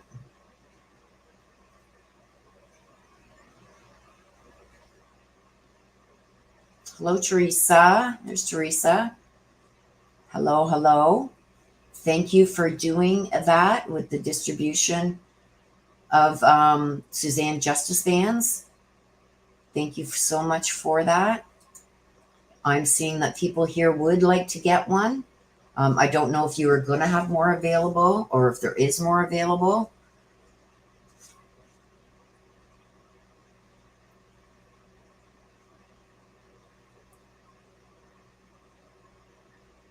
Okay, I'm going to give it a minute or two for Teresa to be able to respond. I'm going to mute for a minute, you guys. Just give me 2 minutes.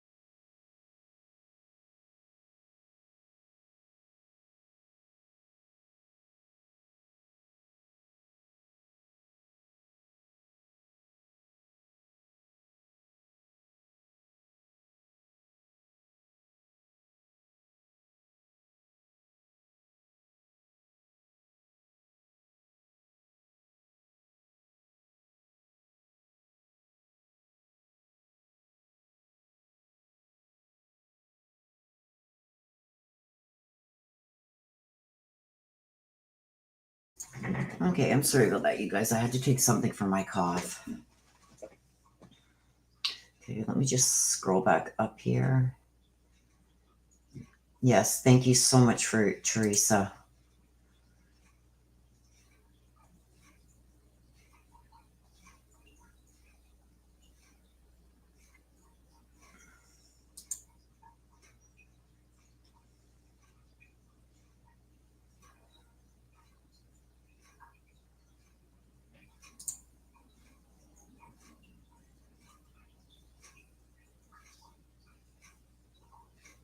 I don't think Barry Morphew is going to be on the stand.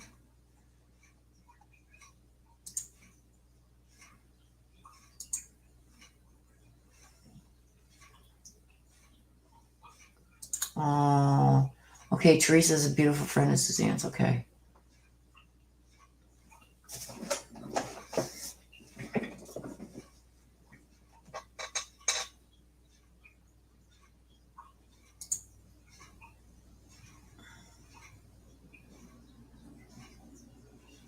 Yeah, same here. I smoke too, so it doesn't help. I'm trying to quit though. Okay, so let's get back to this, you guys. Like I said, a lot of this is very repetitive. The judge goes over things over and over.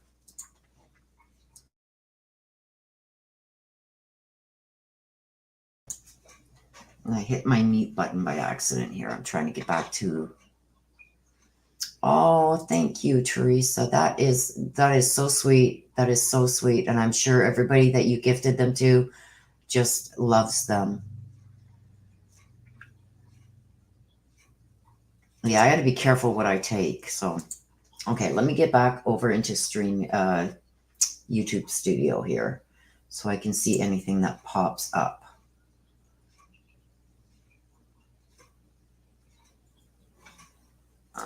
Okay, I just seen this. Hang on, where did it go?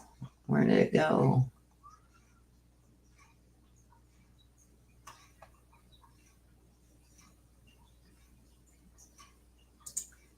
You're very welcome.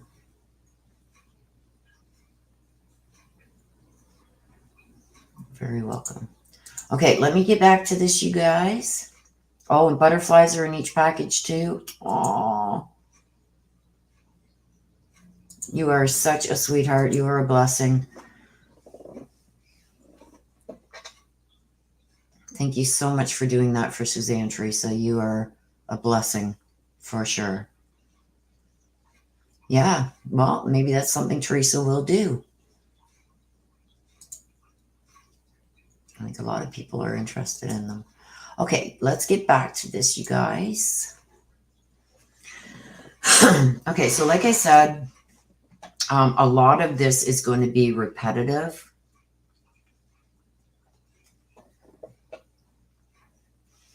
So the judge is saying the defendant sat in jail for 5 months on a no bond hold prior to receiving the proof evident presumption great in preliminary hearing on August 9th, 10th. The judge who found probable cause and set no bond hold was not told that unknown foreign male DNA was found.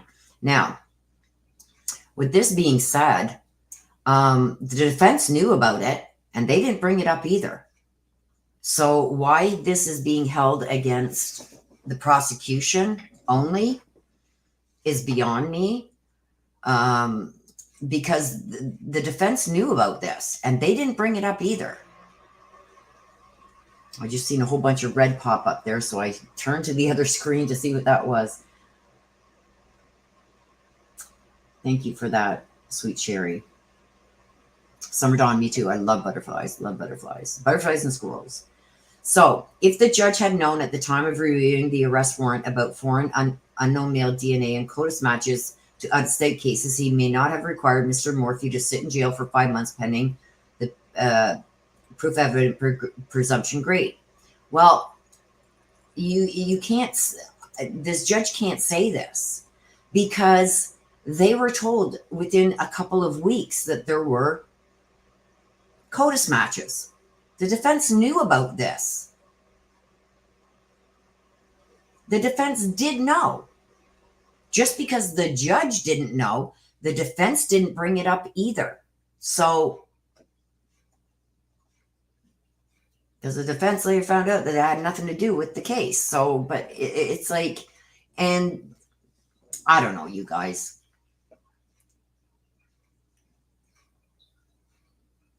I still think that he would have had to sit in jail because the defense did know about it and they didn't bring it up either.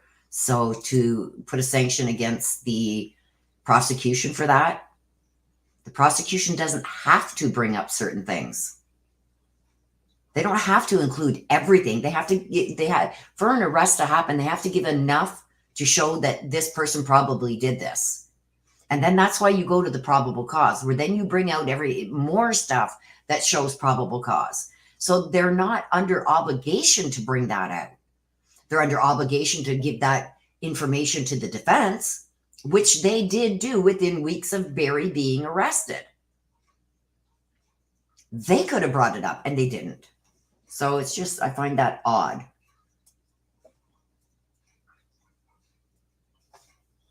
So on September 17th, the court issued its ruling finding probable cause. The court, however, did not find the proof evident and presumption great that Mr. Morphew committed the first-degree murder.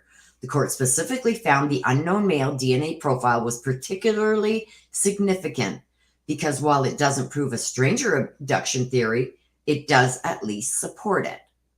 Well, it doesn't now, because now that they've got more of the information back, it goes in the different direction as to not being related to this case at all, that it could have been from somebody who worked on her vehicle, it could have been from the previous owners, etc.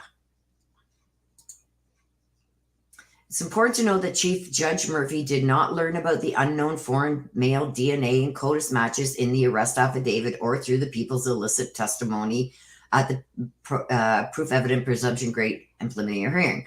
Over 4 days of testimony, the people did not discuss the CODIS matches throughout their case in chief. Well, they don't have to. Chief Judge Murphy learned about the evidence because the defense presented it by calling and examining Agent Cahill. Shortly after his testimony, the district attorney contacted CBI to express their displeasure with Mr. Cahill's testimony at the preliminary hearing. Now, if they thought that this CODIS stuff would exonerate Barry Morphew, they could have brought that to the judge before any proof evident presumption great hearing. And they didn't.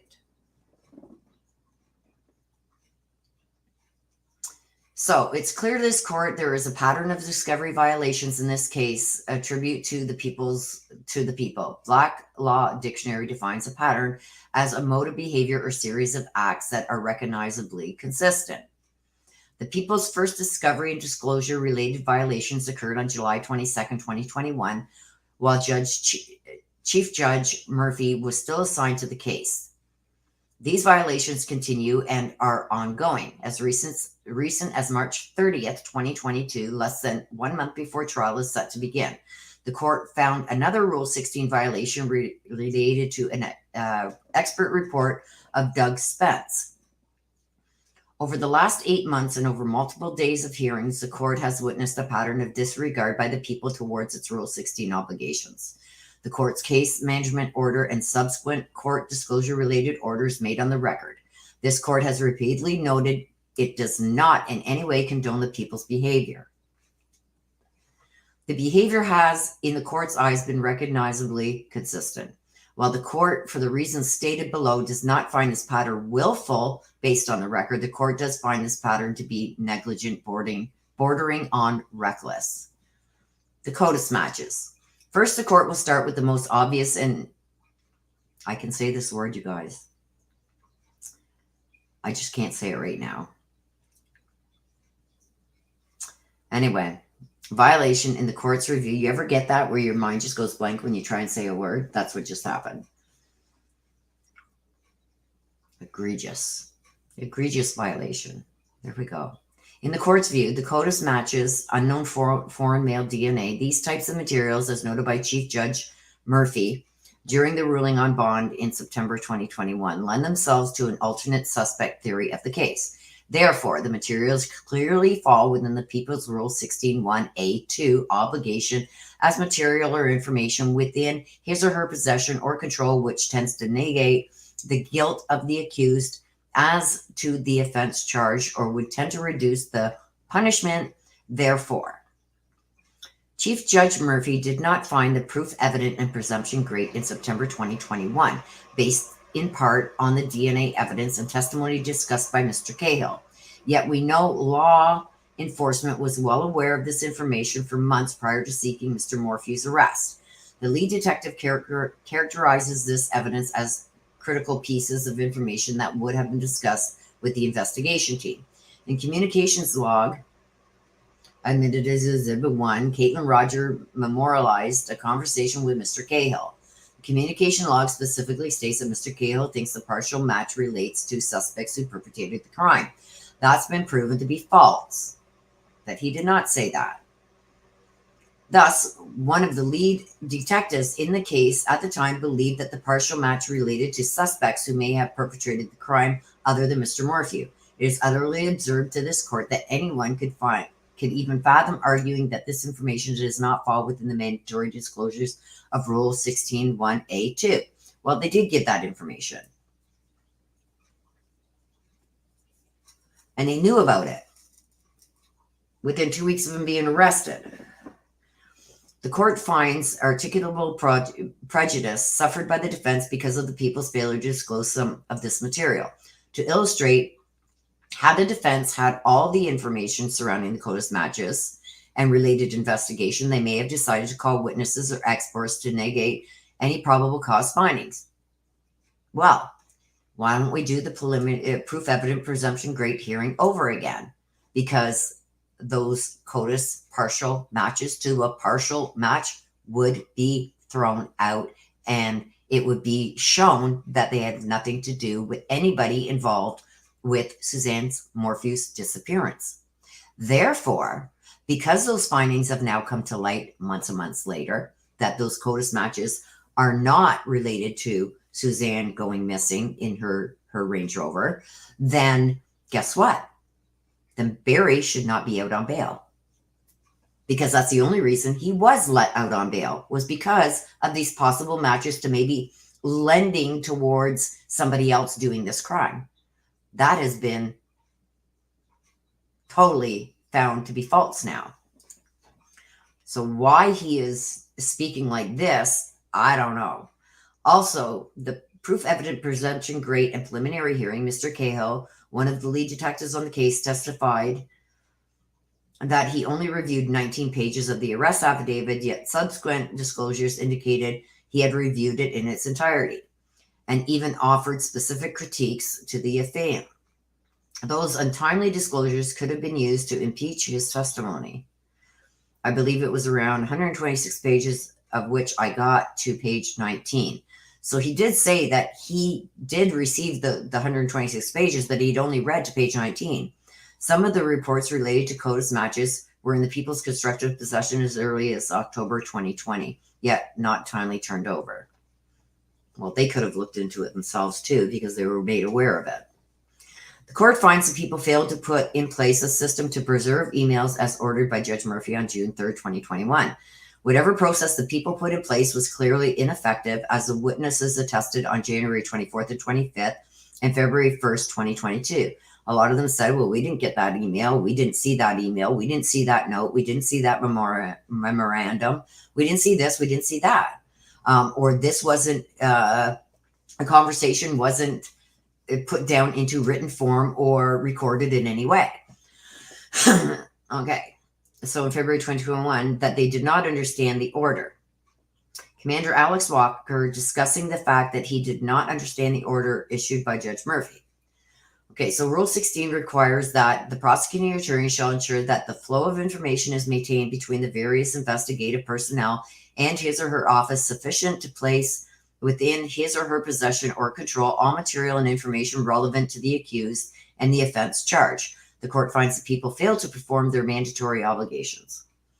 The people argued at one point to this court that the information withheld pertained to an ongoing investigation and it was not discoverable information. The court wholeheartedly disagrees with this sentiment. Rule 16 is titled Discovery Procedure Before Trial.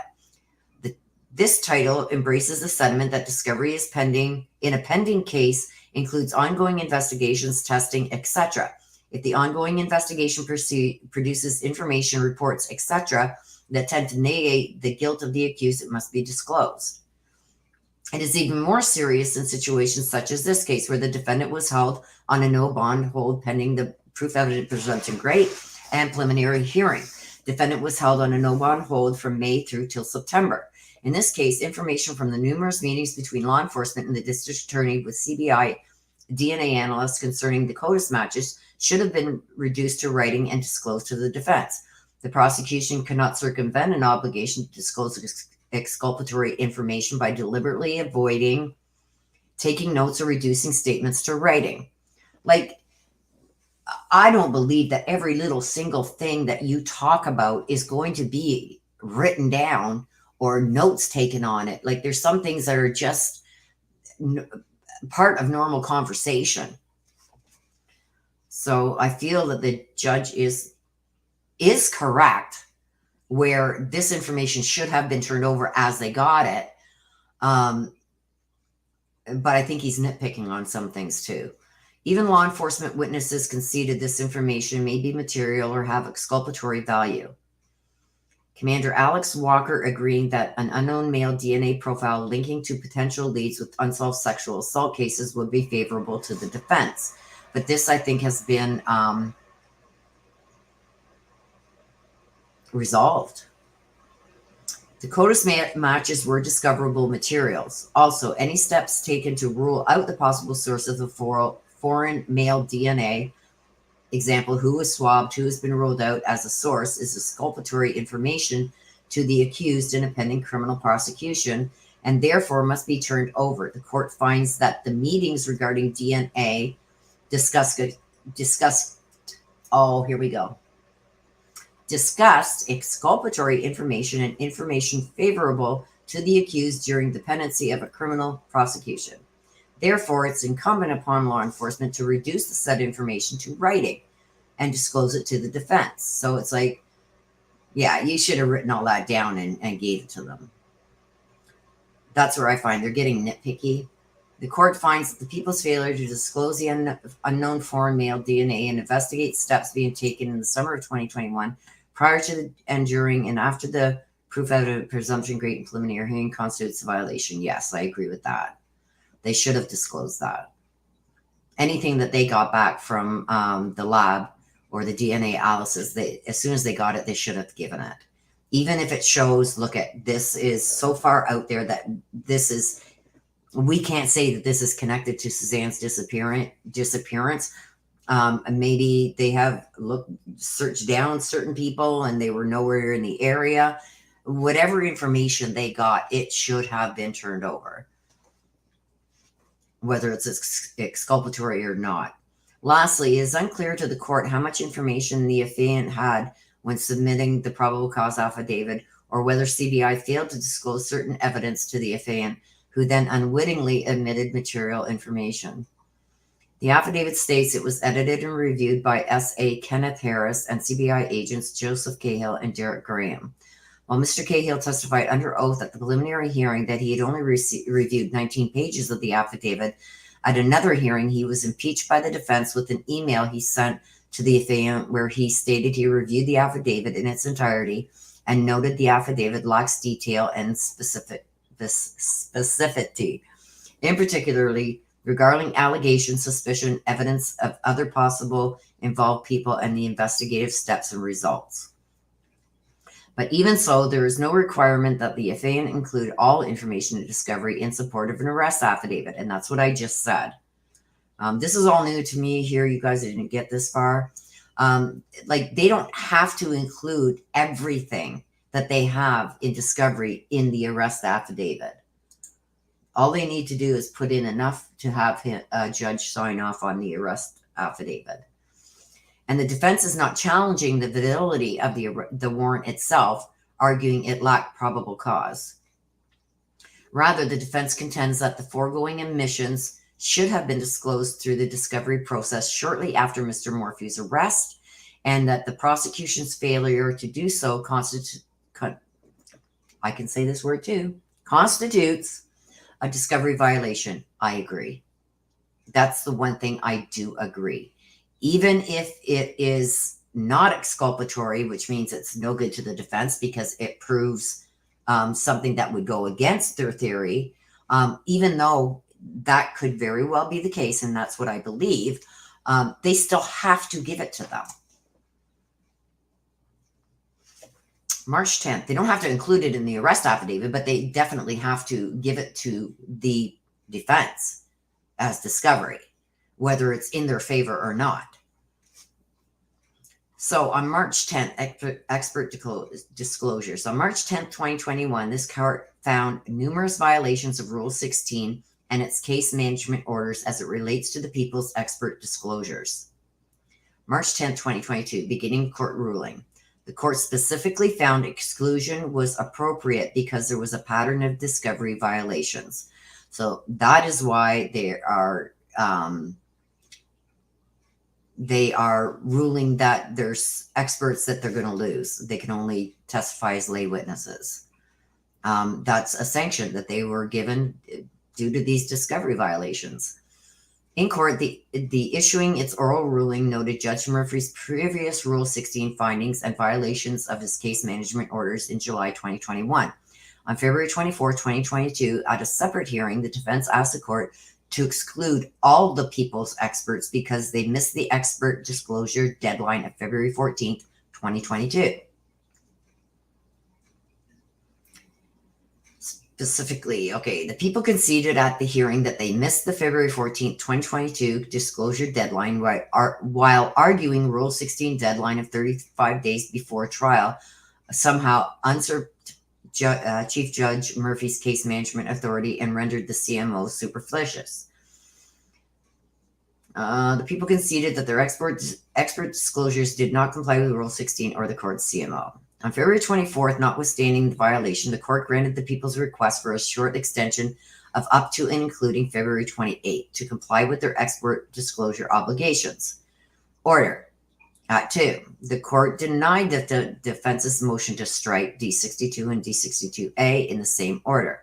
The court warned the people, however, of two things. The court in no way condones the people's behavior, and 2, it will not entertain any further extensions to the people's expert disclosure deadline. So they had until February 28, 2022 to comply. Then on February 28, 2022, that's the deadline, the people filed P44, People's Superseding Endorsement of Expert Witnesses. Defendant subsequently filed his supplements to his original motion to strike. So they brought it up again. They wanted to strike this out because they hadn't filed on February 14th. They wanted to strike it again. The defense asked the court again to exclude the people's expert witnesses due to their failure to make expert disclosures by February 28th deadline. So again, they missed the deadline. On March 10th, 2022, the court addressed defendant's motions to exclude. After conducting a hearing, the court found the people missed the extended deadline of February 28th, 2022 for numerous expert witnesses. The court also found there was a pattern of discovery violations and imposed a sanction to deter future violations. The court prohibited the people from calling those experts whose reports and opinions were not turned over to defense by February 28, 2022.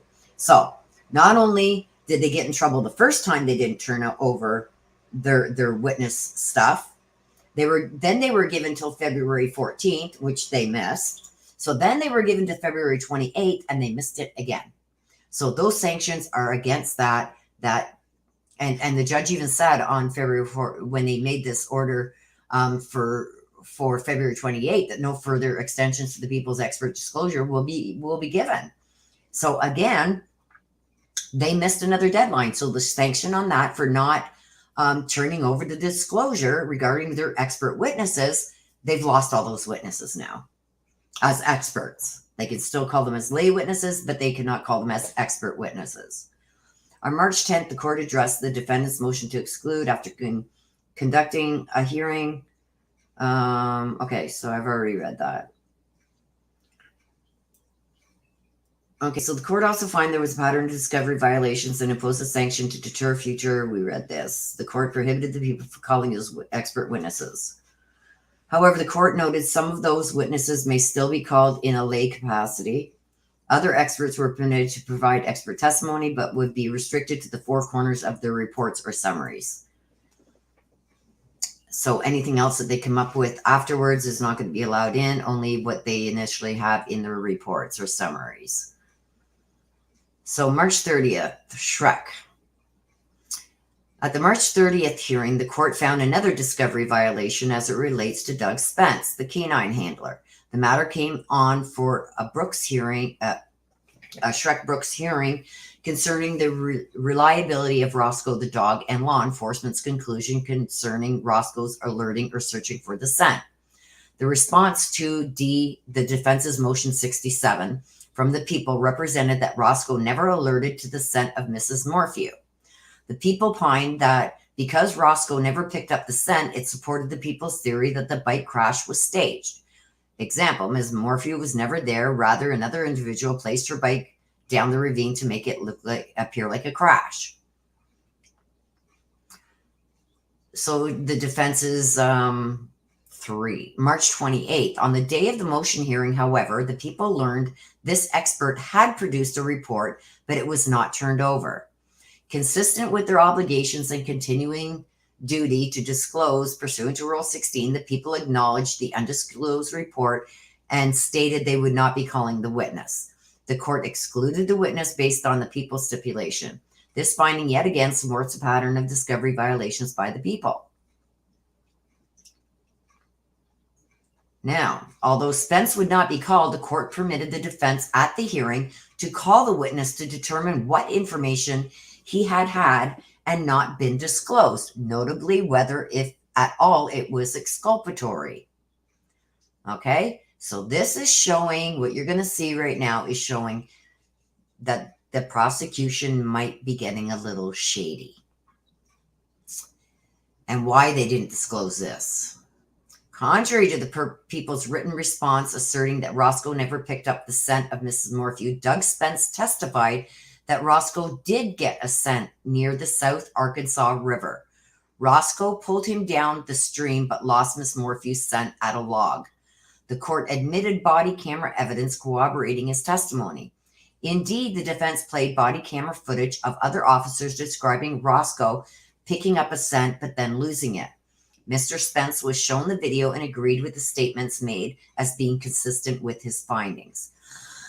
Additionally, the people represented in their response that Roscoe kept trying to go in the direction of the Morphew home, but could not get there due to a creek. This was false, based on the testimony and evidence produced at the hearing. Indeed, Mr. Spence unequivocally testified that Roscoe had picked up a scent across the creek or in the creek. He would have pulled him right into the creek and even crossed the creek if necessary. According to Doug Spence, his dog did not go into the creek because it did not alert to the scent of Miss Morphew in that direction or vicinity. Roscoe simply lost the scent. The defense also showed Mr. Spence, Defendant's Exhibit C, the report of Sergeant William Plackner. Sergeant Plackner summarized Mr. Spence's findings in his report. The people also provided the defense a summary of what they anticipated Mr. Spence would testify to, which was consistent with Placker's report and the representations in response to the D67 motion. Mr. Spence, however, stated portions of Sergeant Placker's report were false. Specifically, Mr. Spence discussed the portion of Sergeant Placker's report that states, after a short distance, his dog was attracted to the water in the area. In his opinion, there was a possible track leading downstream between the South Fork of the Arkansas and County Road 225 before it crosses the first bridge off Highway 50. So they're saying that this is false. Mr. Spence unequivocally denied that his dog was attracted to the water or the direction of the Morphew home. Based on the testimony, the court finds Mr. Spence is in possession of information favorable to the accused. It is abundantly clear that the people failed to consult with Mr. Spence, an endorsed expert, prior to making their expert disclosures or even prior to the Brooks hearing on March 30th, 2022. As illustrated by what transpired on March 30th, this is not the best practice. The people's expert disclosures contained inaccurate statements authored by Sergeant Plackner and the district attorney, who in turn drew additional inferences based upon statements that were never correct in the first place. Mr. Spence's testimony is potentially exculpatory. At a minimum, it does not lend support to the people's theory that Mrs. Morphew was never there and that Mr. Morphew staged the crash scene. According to Mr. Spence, Roscoe picked up Miss Morphew's scent at the scene.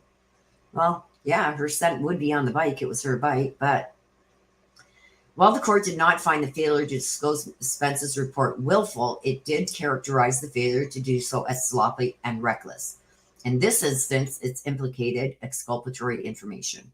The court found and still finds the proper remedy is exclusion of the witness, but this violation bolsters a pattern of discovery violations in this case. It is also strikingly similar to litigation surrounding the motion to sever the possession of a dangerous weapon count. Motion to sever. On February 24th, the court had a hearing. So we never heard about this.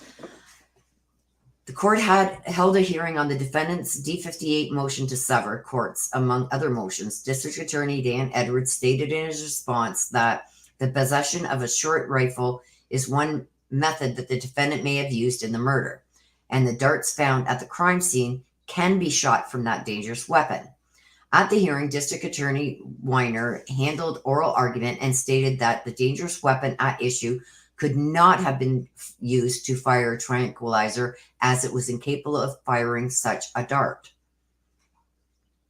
This was news to both the defense and the court. Understandably surprised, the court inquired about the representations in the pleading, objecting to the motion and advancing a theory that the dangerous weapon could have been used in shooting a tranquilizer dart. In response, Mr. Weiner indicated that he learned from law enforcement that the weapon was not capable of firing a dart. Mr. Weiner ultimately in part confessed the motion, and the court served the legal possession count. This was the first time the defense became aware that the people no longer sought to introduce evidence that the weapon was capable of firing a dart. Akin to the situation with Mr. Spence discussed above, the people made incriminating inferences based upon assumptions and or inaccurate information.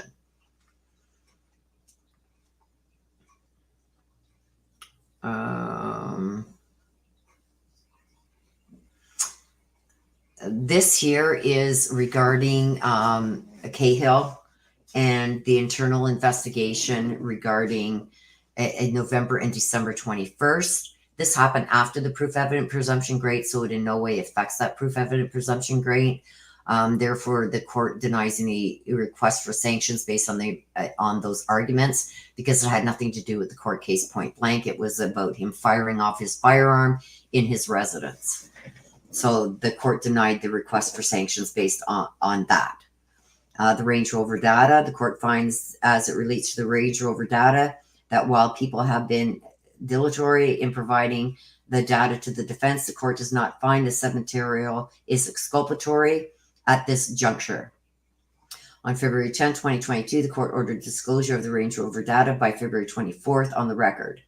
On February 24th, the defense made another request for the Range Rover data. The people provided the flash drive that same afternoon. So on March 1st, the defense contacted FBI agent regarding the Range Rover data. The FBI agent indicated he sent the initial data to the FBI case agent on July 23rd, 2021. The people assert the email was sent before the FBI completed the analysis. It is clear it took at least 2 orders from the judicial officer, one in February, another in February 24th, before the people disclosed the Range Rover data. We're almost done, you guys. So the underlying issue is a July 16, 2021 email disclosed to the defense on January 26, 2022. The email itself states the evidence includes very relevant and very helpful information regarding the Range Rover. Both parties dispute the meaning of these terms. Defendants asserts the language indicates evidence that is material or exculpatory. The people, on the other hand, argue that this language is not exculpatory or material. While the email stated in the information is relevant and helpful, and that in of itself does not lead to a conclusion that the use of the said language means that it is also material or exculpatory. The court cannot conclude that the email, based on the evidence provided, is in violation of Chief Judge Murphy's order related to the D13 issue issued on June 3rd, 2021. Relevant evidence means evidence having a tendency to make the existence of any fact that is of consequence to the determination of the action more probable or less probable than it would be without the evidence. An author simply referring to data as very relevant does not make it so, nor is the statement itself relevant under Rule 401. Whether or not the Range Rover data is relevant will depend on what information is contained in the data. The court does not find if the email itself is in violation of Rule 16 or Chief Judge Murphy's June 2021 order. The actual Range Rover data, on the other hand, does fall under Rule 16 and should have been disclosed. Indeed, the FBI agent analyzing the data indicated he sent the initial data to the case agent on July 23, 2021. While this information should have been disclosed in July of 2021, the defense is now in possession of the data to the best of the court's knowledge and is free to consult with an expert to determine what information is contained in the file. Sorry, you guys, I had to take a drink of my coffee.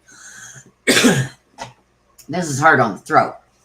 The information may very well be relevant or helpful, but that remains to be seen. Accordingly, any prejudice suffered has now been cured. While the defense argues that it is too late to consult with an expert and extract the data, the court finds the statement conclusory and additionally notes that the defense is not seeking a continuance to consult with an expert. Conclusion. Here we go. Wherefore, for the reasons stated above and in the court's discretion, the court concludes as follows. So these are the orders. The court finds a continuing pattern by the people of an inability and failure to comply with its Rule 16 obligation, as well as the court's case management orders. 2, the court finds the people's actions amount to negligent and arguably reckless disregard for their Rule 16 obligations and duty to abide by court orders. The court does not find, based upon the record of the people's actions, amount to willfulness. Defense requests the following sanctions: dismiss the case, reduce the charges, set a reasonable bond, reduce the current bond, and reimbursement of attorney fees and costs for time and expense incurred. The court finds the following as it relates to a request for sanctions. On March 10th, 2022, the court sanctioned the people for their continued violations related to expert disclosures and excluded numerous experts as a result, 14 to be exact out of 16. The court excluded the following prosecution experts: Megan Dugay, Andrew McDermott, Kevin Hoyland. Excluded the witnesses as expert witnesses, which means they could still come as lay witnesses. James Stephen, Kenneth Hicks, Alex Walker, Andy Rowich, Jonathan Grusing, Derek Graham, Ken Harris, not permitted to provide expert testimony, free to provide lay opinions. And Caitlin Rogers may provide expert testimony, but is restricted to the four corners of her current report. On March 30th, the court excluded another pro-offered expert witness, Mr. Doug Spence, albeit based upon the stipulation of the people. These sanctions on March 10th and 30th, 2022 effectively excluded 11 out of 16 of the people's endorsed expert witnesses.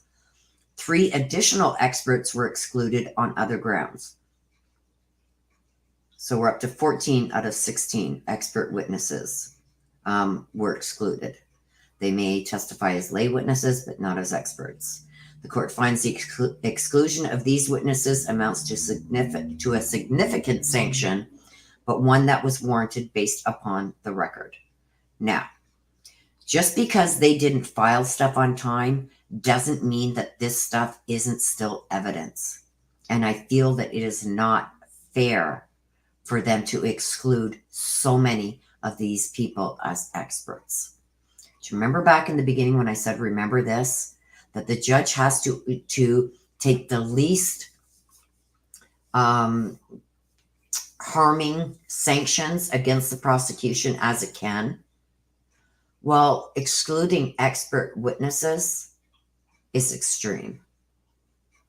How can you present your case without expert witnesses?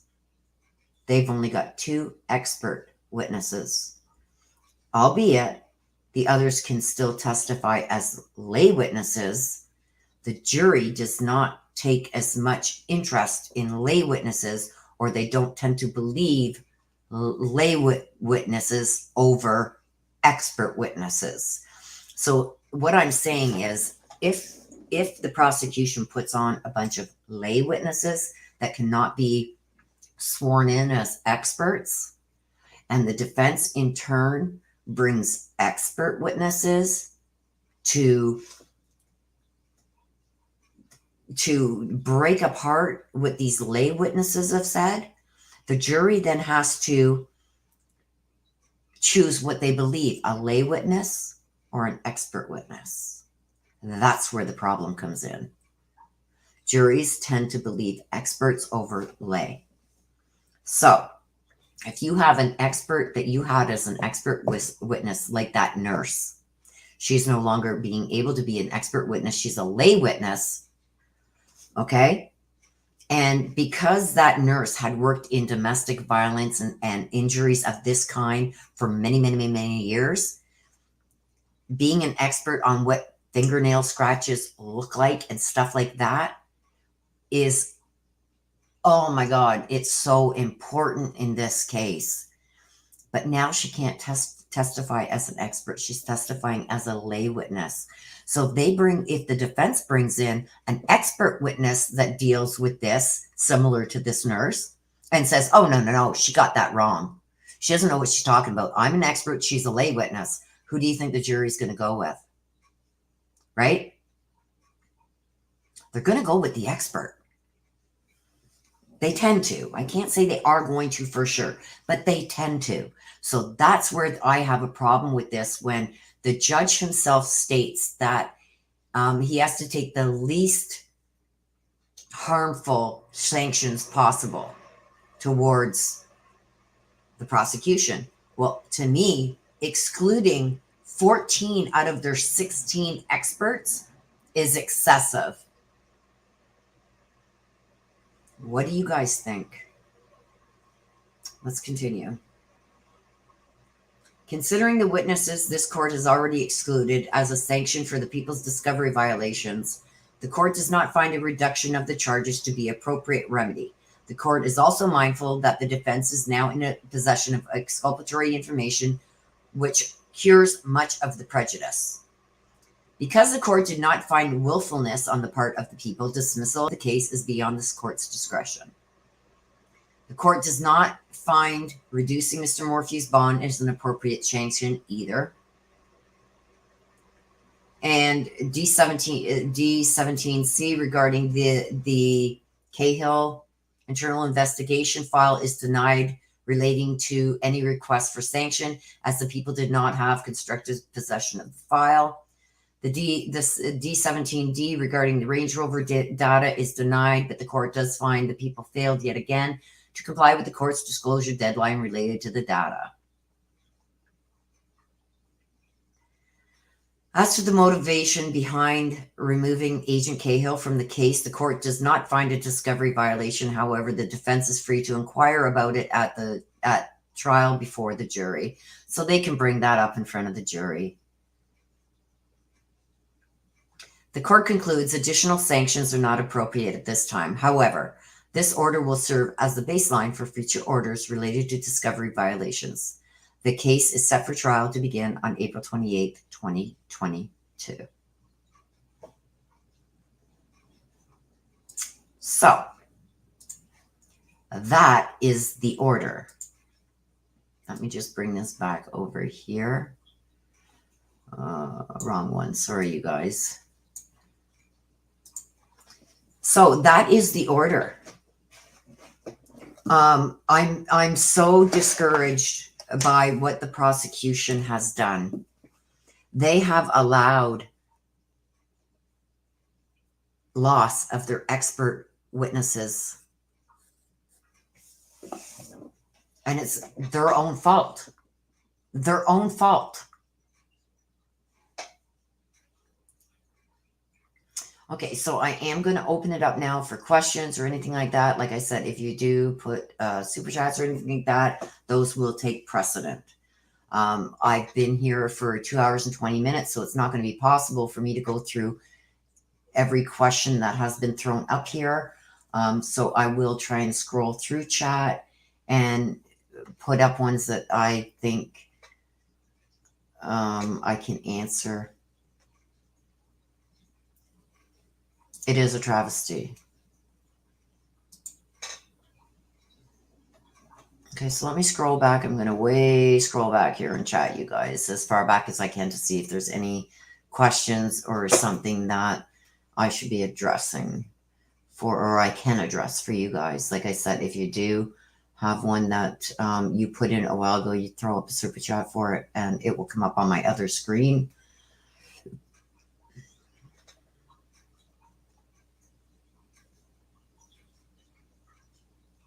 Absolutely. Even with this, I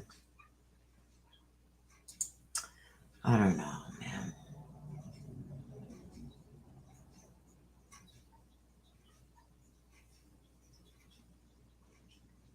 Okay, I'm just going to. Okay,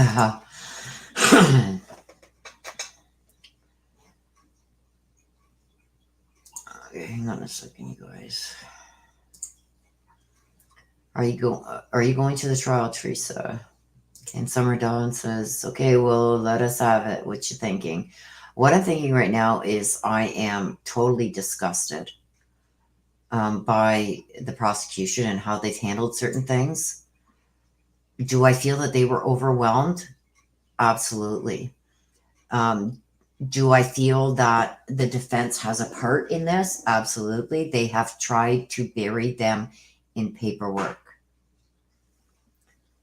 And with burying them in paperwork, with all these motions and everything else, we were at D67, defense motion 67. And don't forget, we don't get to see a lot of these, okay? I feel that they were burying them in paperwork so they could not get the disclosure out in a timely manner. BNN, thank you for your donation. Can they add any more witnesses at this stage? No.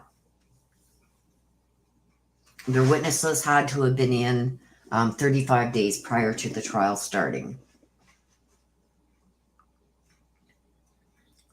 You're very welcome, Matt.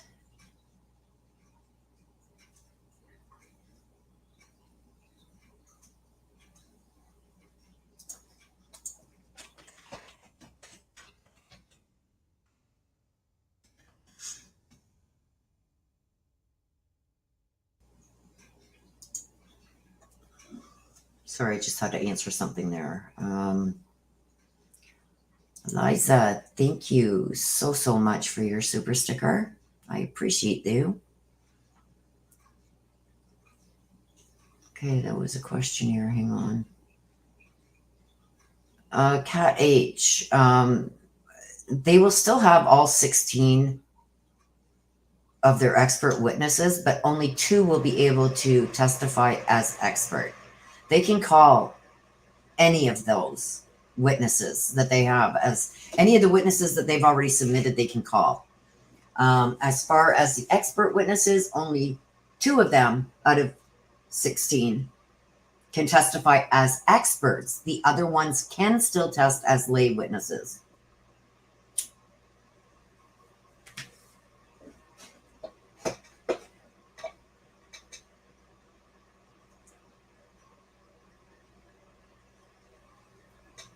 I'm scrolling, you guys.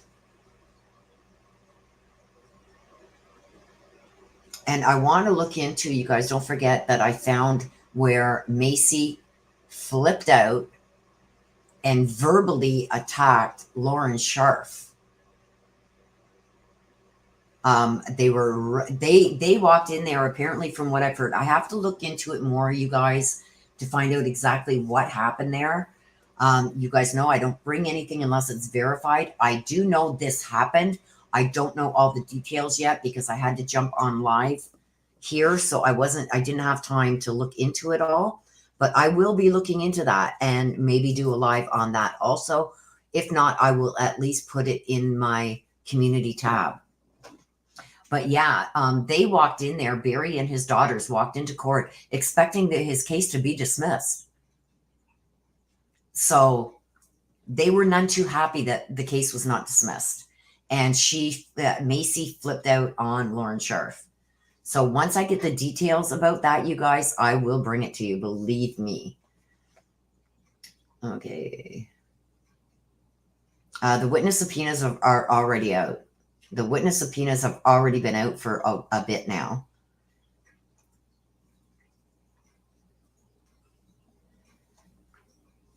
Okay, Betty Smith, thank you for being here.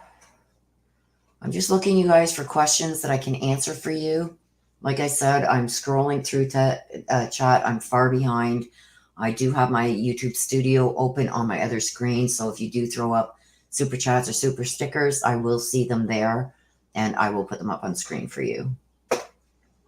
And also answer any questions if you throw up a question with that. Yeah, Upside Down says legalese is a tool that confuses and conflates. Yeah, there is no justice. Absolutely, I agree.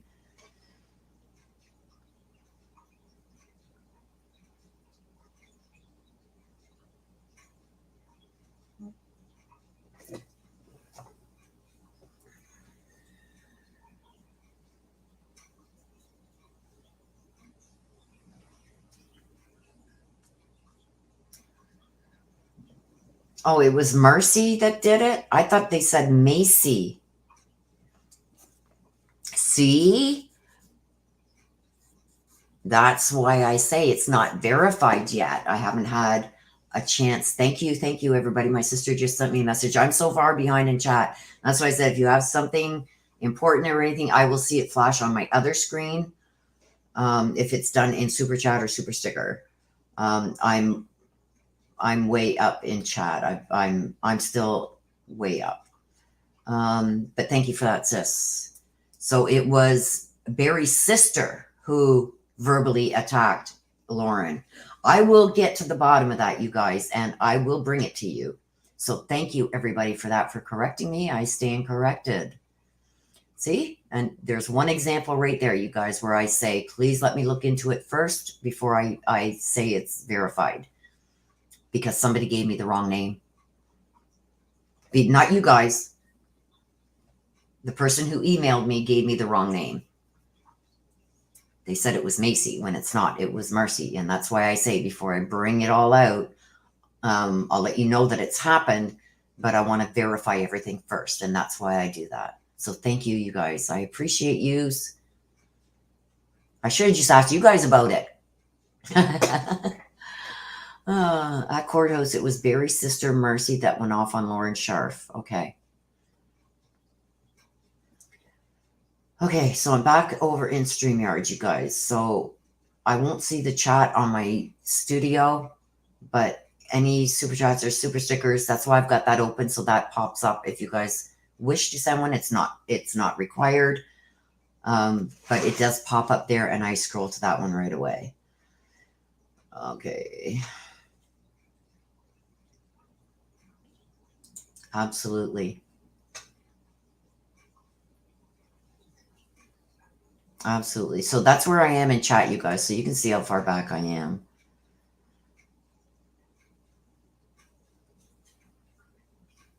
Bebop says, this is crazy. Why is Barry getting such a break?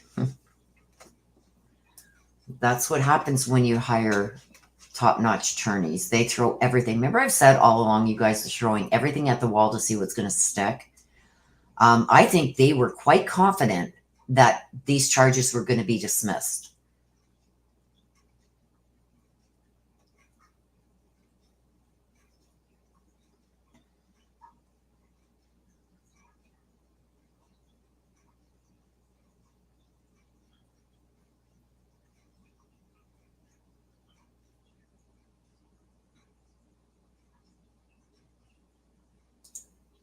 Yeah. And this is what I mean, you guys. This is where things are going to get bad. I do still think he's going to be found guilty, but I feel that being that 14 of their expert witnesses are only going to be on the stand as lay witnesses, that opens it up for the defense to bring expert witnesses to counteract what they are saying. And the jury tends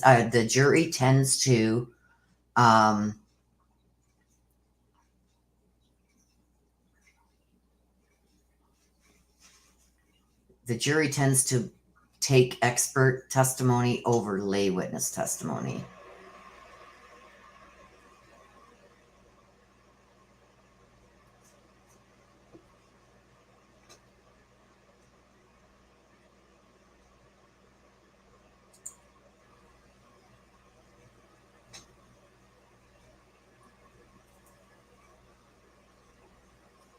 I hope the jury sees through this.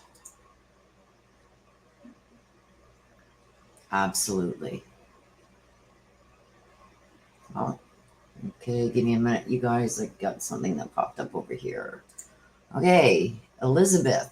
I want to know why the eldest said the last time she talked to her mom was the 9th, but we know her last known communication with JL around 2 on the 9th.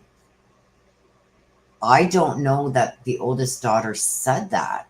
I don't, that would be totally false. If somebody is going around saying that, that is false. I do know that the girls tried to call her on the 9th, but it went to voicemail. I believe the last communication that the girls had with their mother was when she dropped them off to go on this camping trip. So I thank you very much for that, Elizabeth. I appreciate it, but I do believe that that is an out and out lie. Bebop. Thank you, thank you, thank you so much for your $10 super sticker. I appreciate it so much.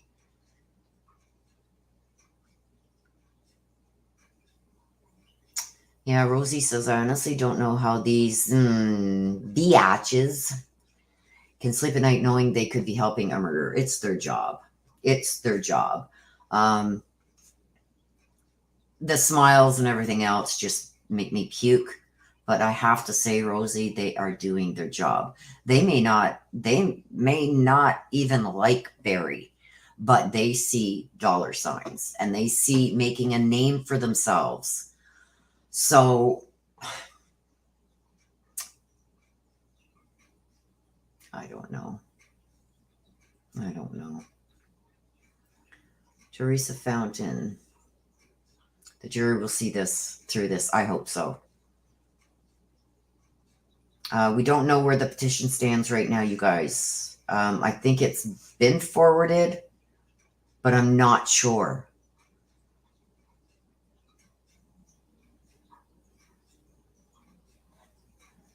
Let's watch our swearing, please. Please mask any swear words.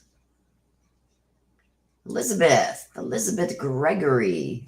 Also, defense asked for second degree too. Right. So, Elizabeth, thank you for your super chat, super sticker.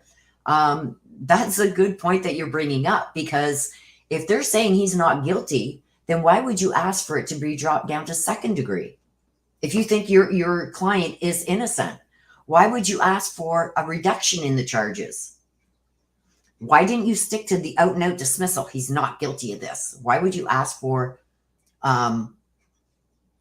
degrading the charges or downgrading them if you thought he was innocent, right?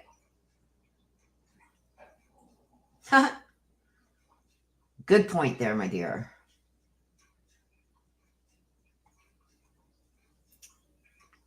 DD is here. She is here somewhere.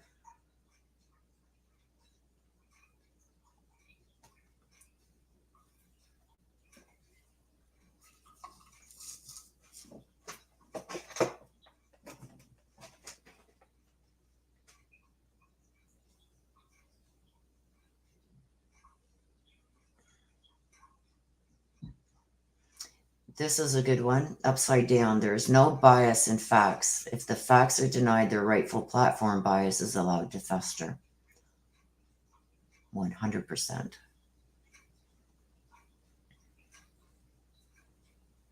I wonder what Suzanne's brother and sisters are saying too.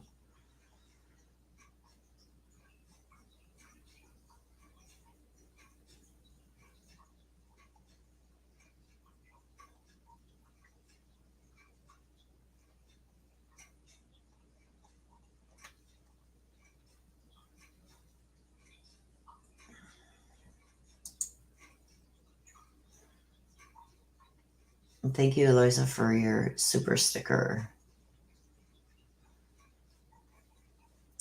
Okay, Elizabeth and Barry asking for immunity, right? Right? That was in the probable cause affidavit that he asked for immunity. If I get immunity, I'll tell you all. Why ask for immunity if you don't think you did anything wrong? Right? Absolutely good point. It's not too late for a plea deal.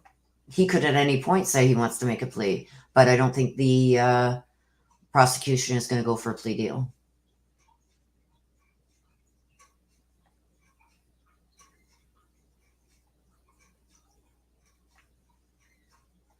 Alma says she has a feeling he's going to get off. I don't think so.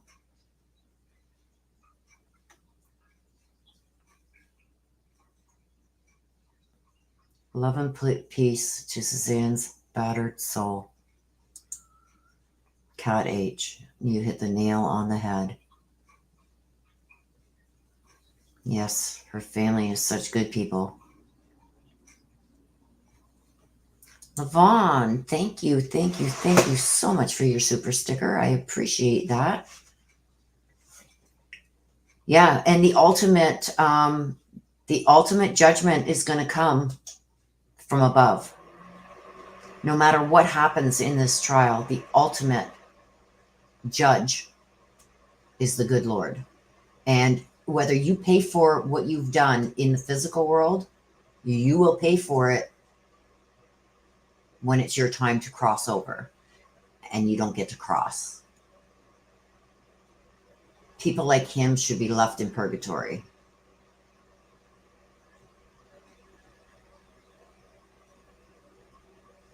Butterfly Dana, yes. Each side has to produce their witness list.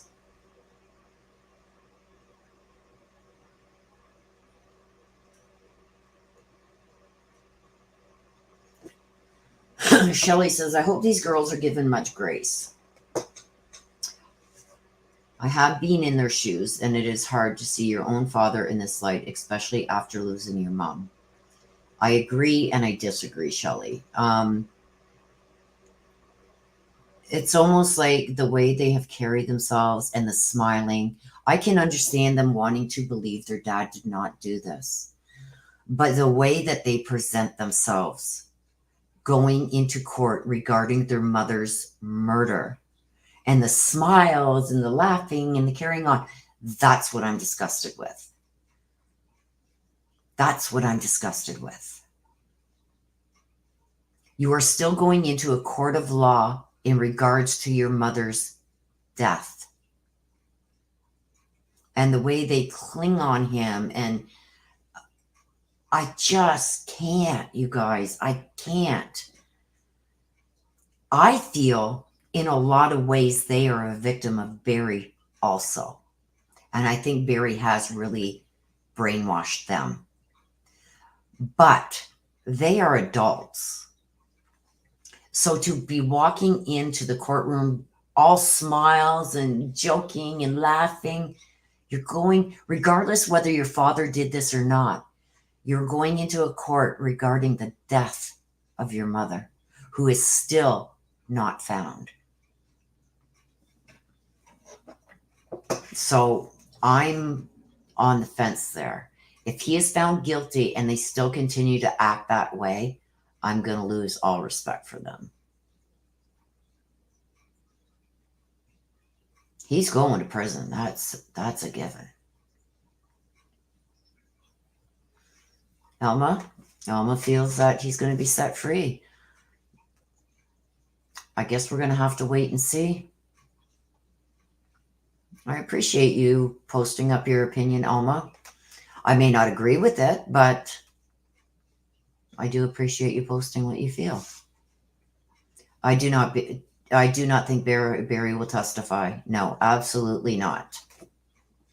He's they don't need him to get on the stand and testify. He's already testified. He's already, all those interviews that are on camera and recorded, he's already testified.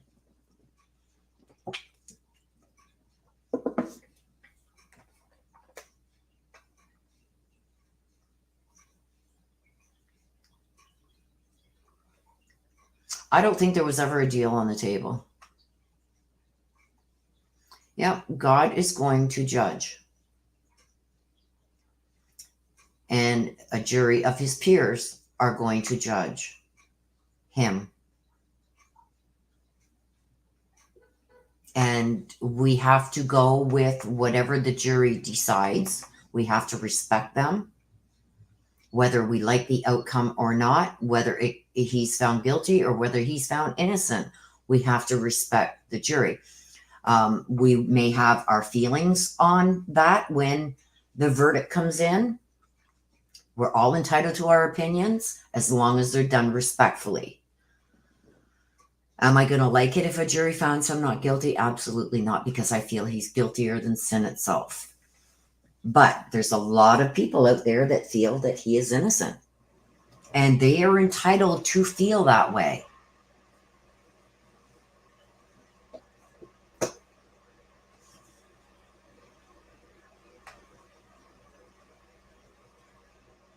I do believe the family will be there for the trial. And Jean makes another good point here too. Why would the entire family leave? Thank you again, Lavon, for your super sticker. Why would the entire family leave a mother and wife who's fighting and winning her battles with cancer for Mother's Day? Another thing, okay, I'm going to bring up, because these are just things that bother me, is even though, okay, the daughter's made that they're going away, they're not going to be there on Mother's Day. So you would generally, okay, Mom, I'm not going to be here for Mother's Day. So here, we got you cards, we got you flowers. There was nothing to be seen. Not one card, not a flower, not a gift sitting there waiting to be opened. Nothing. Zero for Mother's Day. Zero. Hang on, you guys, for 1 second, please.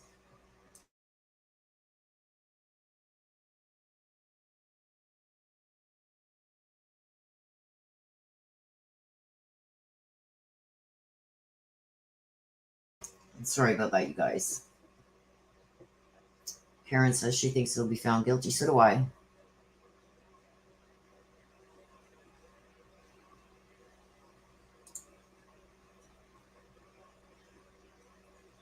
I think they have enough.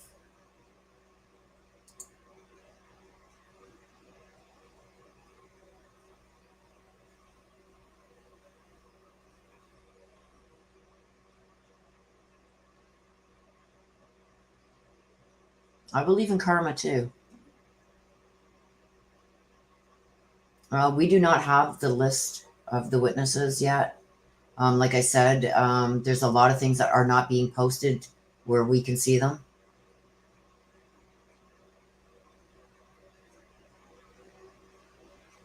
Good grandma says, thank you, Willow. You're very welcome. It is sad because Suzanne loved her daughters more than life. Yes. Thank you, Summer. Please keep an eye on the community page because it will be up there when I find the information that I'm looking for. If it's not enough to put in a live, you guys, I will put it in on the community tab. Absolutely, Karen.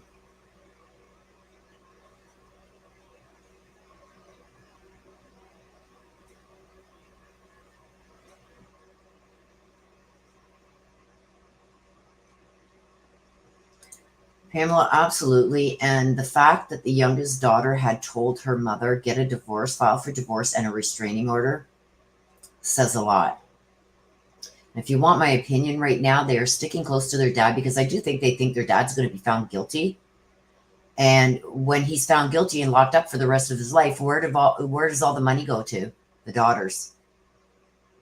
Right? And I think once that's done and they have control over all that money and there's nothing that he can do about it anymore, that's when I think they'll turn on him, if they are going to turn on him.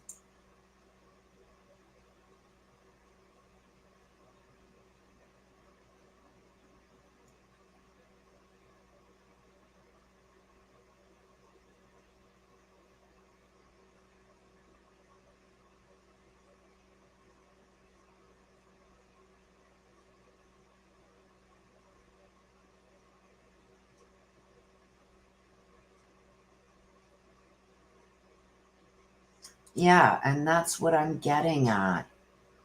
It doesn't look like they are sad at all. When you're walking into a courtroom that is dealing with the death of your mom and you're carrying yourself the way you do, it's not a good look.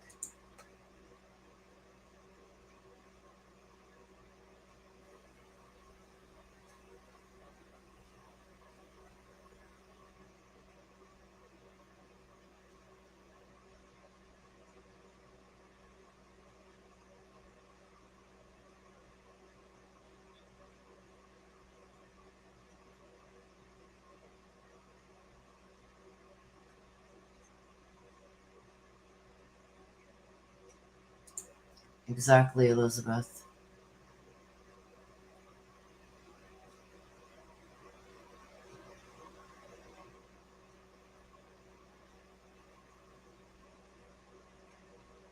I haven't seen anything from these girls begging for their mother's return.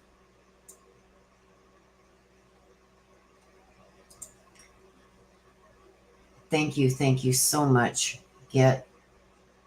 Thank you so much for your super sticker. I appreciate that. I really do.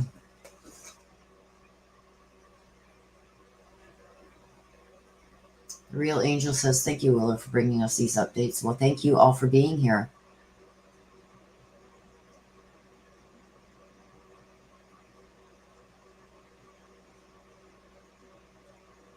Kate Does Crime says, I don't think there will be much money left, if there is even any.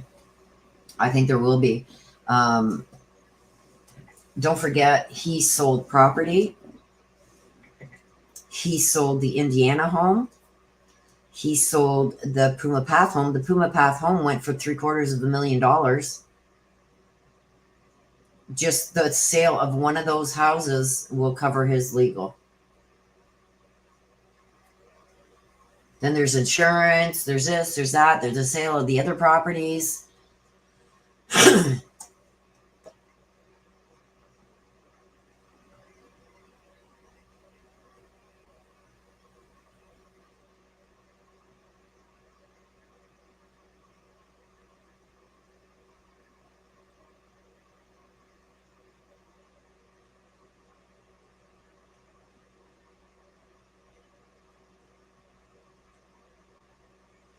Lander says the daughter that advised, I think Macy is the youngest. I think it was Macy that advised her mom to get the restraining order. Must be living in fear if she talks. Possibility.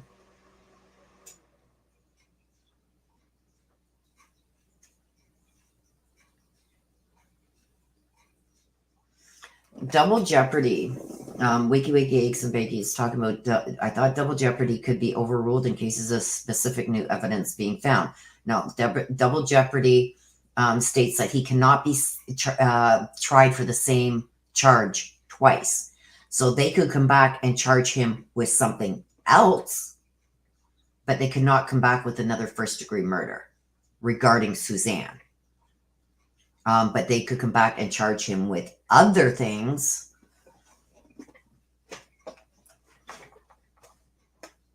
Okay, let me try and get caught up here. Yes. Thank you again, Get, for your super sticker. I appreciate it.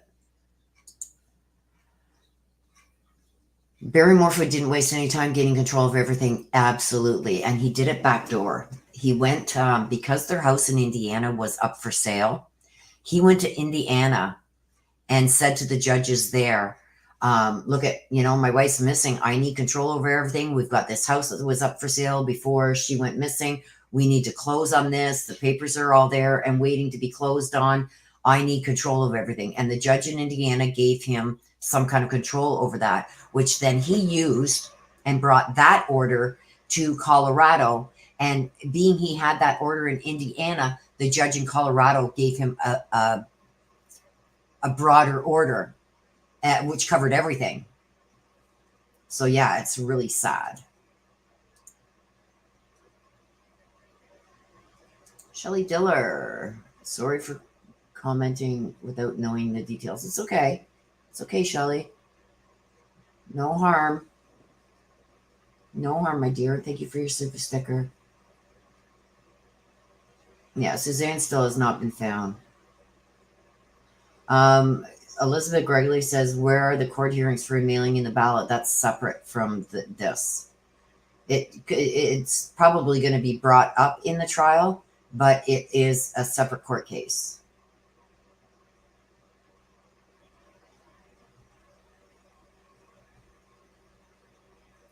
The Real Angel Girl says, how much are his attorney fees? We have no idea.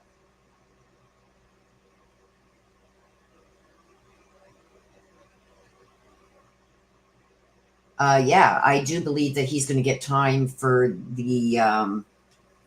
Now, this is what I think is going to happen. If he's found guilty of the first degree murder, they're going to drop those other charges because they've got him already. There's nothing more that they can do to him. You know what I mean? Unless the only way I can see them going forward, if he's found first degree murder, if he's found guilty, the only way I can see them going forward with the illegal shotgun and the voting for Suzanne is if, say, the judge only gives him 20 years. I can see the prosecution going for time for the voting and the illegal shotgun to add more time to his charge.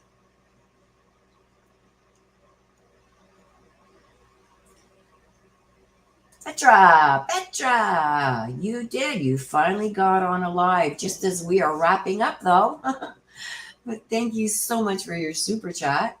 And I'm happy to see you here and happy that you finally got in on a live.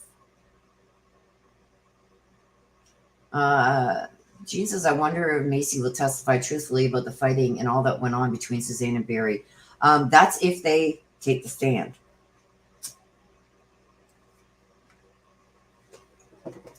That's if they take the stand. Just because they're on a witness list doesn't mean that they're actually going to be called.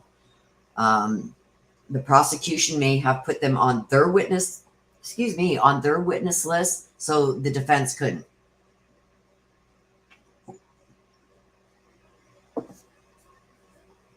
And because each of you have to have in your witness list, like you can't call anybody else, it's not on your witness list. So by the prosecution putting Macy and Mallory on their witness list, that stops the defense from putting them on their witness list. So if the prosecution doesn't call them, the defense can't call them because they wouldn't be on the defense's witness list. Yes, they can dismiss without prejudice, which would leave open to be able to refile the charges. But I don't see that happening.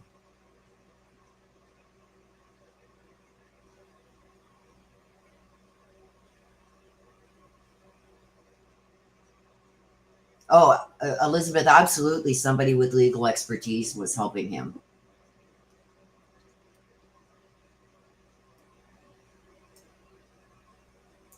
Absolutely, somebody was helping him.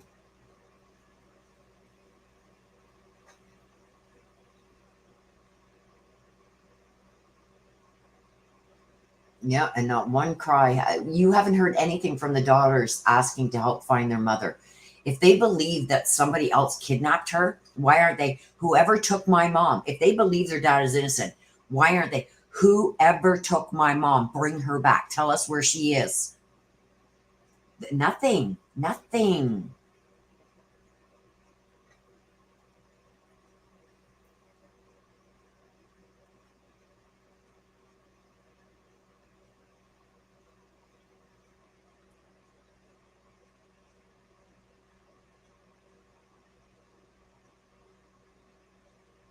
The prosecution may put Macy.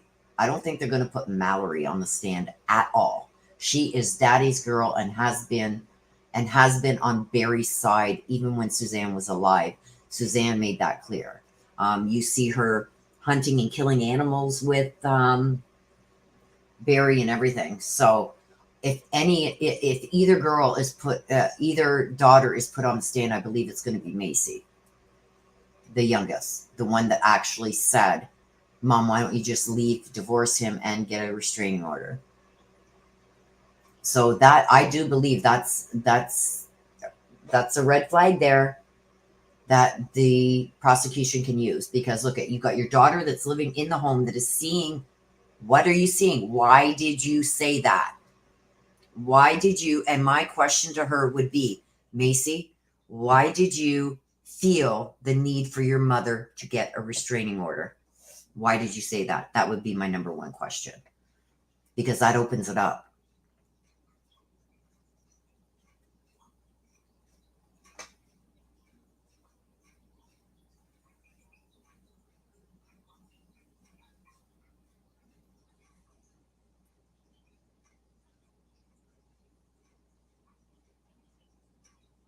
If she's put on the stand, she has to tell the truth, and there's already text messages that prove she said that, and they have it from her cloud and stuff. So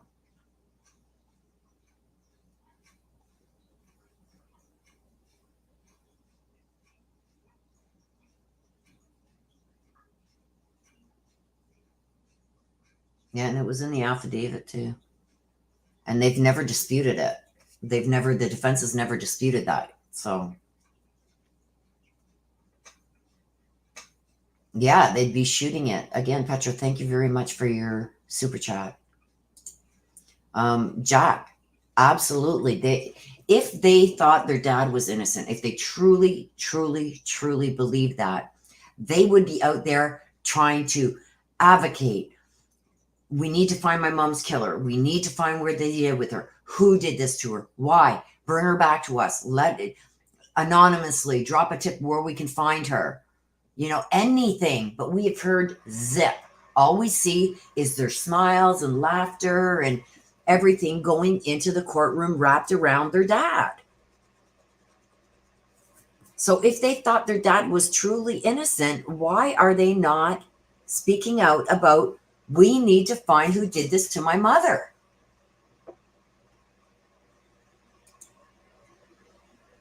I do believe that Barry has brainwashed them, but I do believe that there's something deep inside of them that, and it's just what I'm getting, they are leery. And I do believe that for them right now, this is all over. They've already lost their mom. I do feel that they have came to the conclusion that she is gone and she's not coming back. I do believe in the pits of their stomach, they do believe that their dad had something to do with it. I think right now they are staying close to daddy. Number one, in case he's found not guilty, they need his help financially. Or number two, that they gain all the financial things that are left, if anything, because I can guarantee you Suzanne's family is going to go after any monies in a civil suit.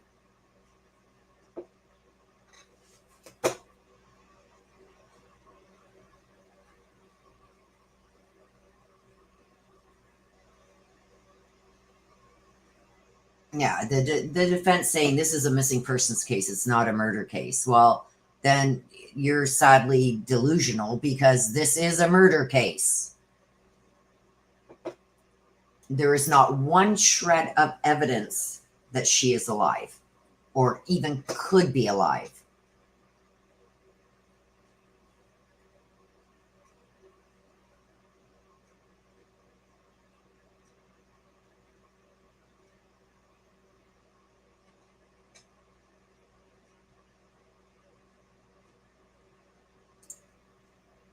Lena says, if I was those girls, I would be on every television station on social media trying to find my mom. Yep. Yep. And they could do it. Like, look at, my dad didn't do this. We need to find out who did. We need to find my mother. Bashing my dad and accusing my dad is not doing anything helping to find my mother. That's what they should be saying, but they're not. You're very welcome, Bubsby, and thank you for always being here. Yes, and I do believe he's on the witness list. I think there's going to be a lot of information that comes out there from Macy's boyfriend. I do think so. And I think that was one of the major things that broke them up, was the girls being pissed that he talked to the news. I do believe he's going to bring some stuff to this. Oh, no, no, no. He is on that witness list.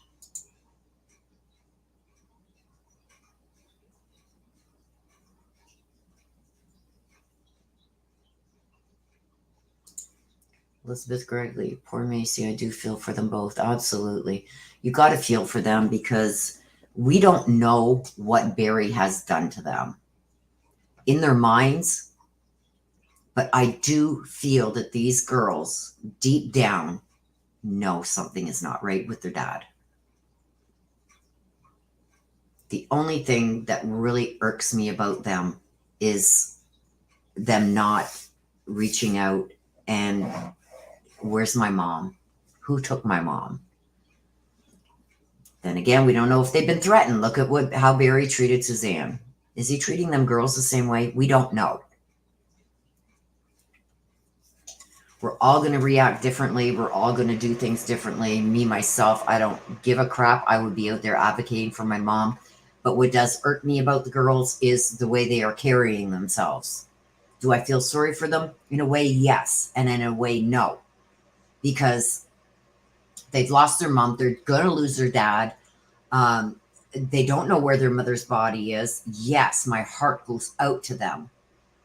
But the way they're carrying themselves, going in and out of court, and the smiles and everything else, that's what irks me. And that's what loses a bit of respect. They could still go arm in arm with their dad without the laughing and smiling and the stuff like that would be totally acceptable. Yes, and the girls know what he's capable of because they've seen it firsthand with the way that he treated Suzanne.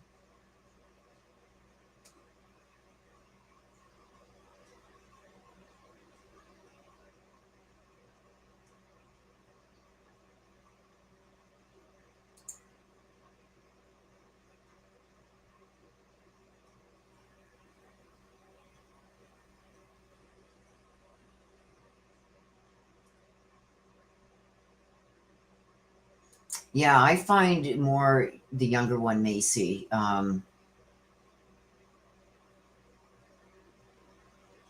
is a little more reserved than Mallory.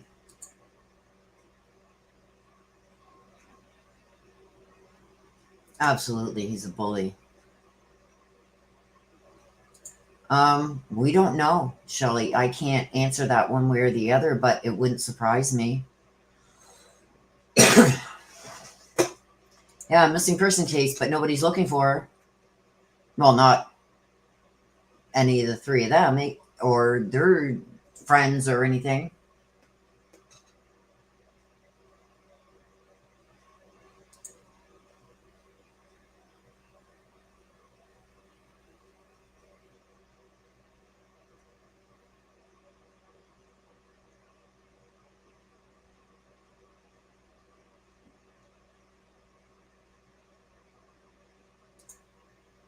I do believe that there was some kind of conversation.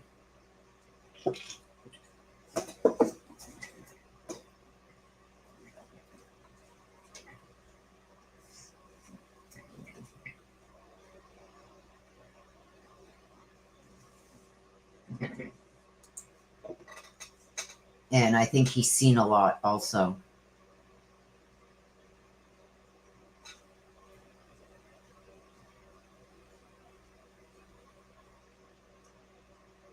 Yeah, her passport has not been used. I don't think she doesn't even have her passport with her. So to leave the country and everything else is a shot in the dark. She would have needed at least some kind of ID. She doesn't have it. Money, she doesn't have any. Her bank cards, credit cards, nothing have been used. And I'm sure Barry has canceled all them anyway, of day one, if not very shortly afterwards. She hasn't even contacted her family. She would never, never put her family. Her dad was not well. and they were close. There is no way she would not have contacted her father or her brother. There's no way. It's no.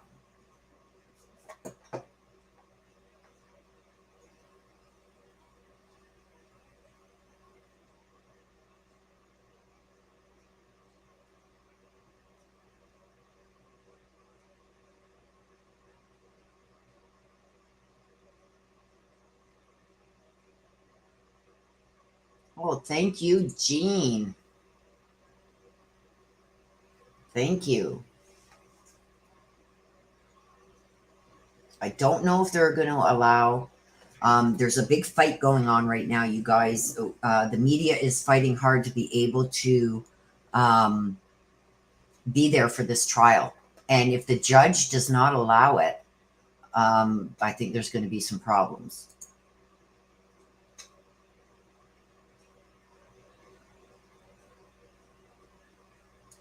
Very well could have been. Yeah, none of this is funny. None of it. And if I use that term, I think it's funny. It's not, I'm using it as I think it's funny, ha ha ha. It's like I find it funny, like red flag funny. So just to let you guys know, I don't find any of this funny. But I may find aspects of it funny, as in the way I use that term, it's like red flags. Like, for an instance, when I say, I find it's really funny that Barry didn't go out looking for months on end until he was arrested. I'm not using that as I think it's funny, ha ha ha. It's like red flag. Here in Canada, we seem to use different phrases differently, and sometimes they're taken the wrong way.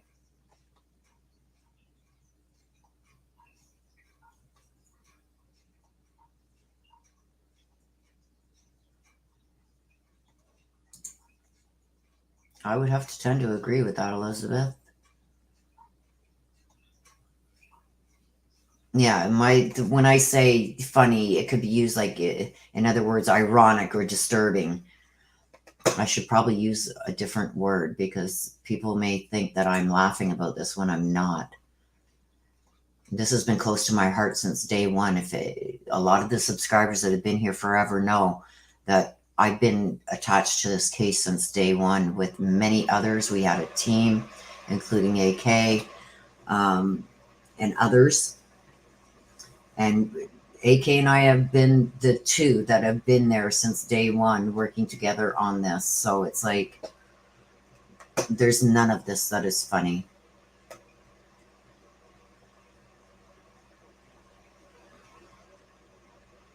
The only thing that is going to be funny to me is when Barry Morphew is found guilty and that smile on his face is wiped off.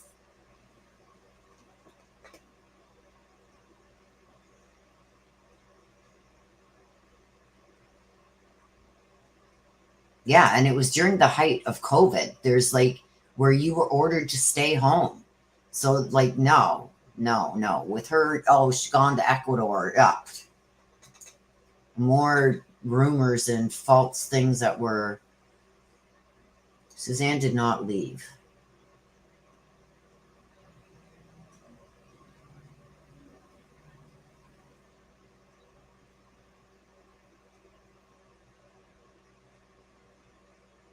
Yeah, she wouldn't leave the girls either.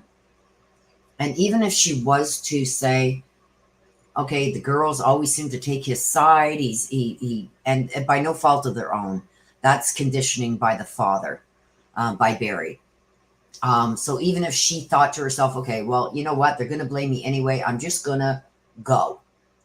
She would have had contact with her ailing, dying father.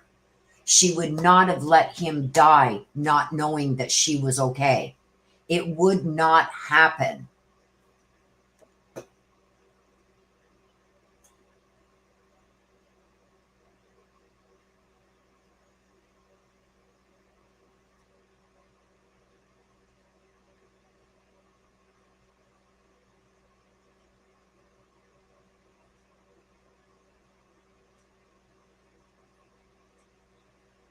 Sorry, you guys, I am behind in chat. I am trying to catch up. Like I said, if there's something important that you want me to address, then throw it up in a super chat or a super sticker because it flashes up on my other screen. Right now, all I can see is, and I'm way behind. I'm on StreamYard. I got Studio open on the other screen, so when the super chats and that come in, it flashes up on there.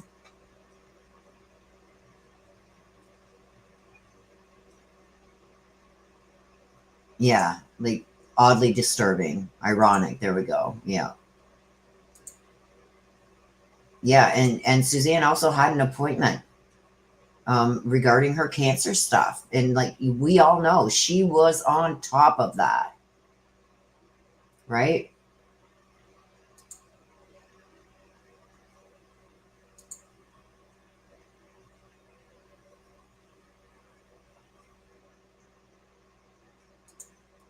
Could very well be, Lavon.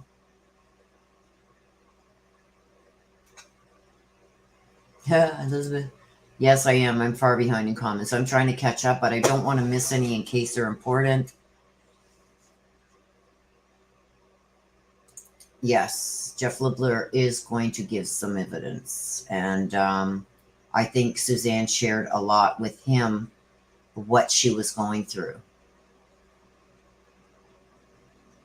Yes, Mary.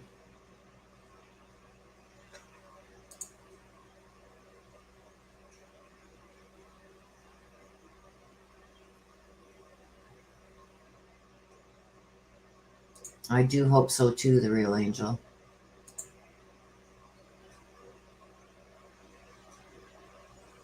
There's Missy. Hi, Missy. Yes, I've been here since the beginning of this, so I'm following through with it. Oh, thank you, Jack. I appreciate it. Thank you, Mary.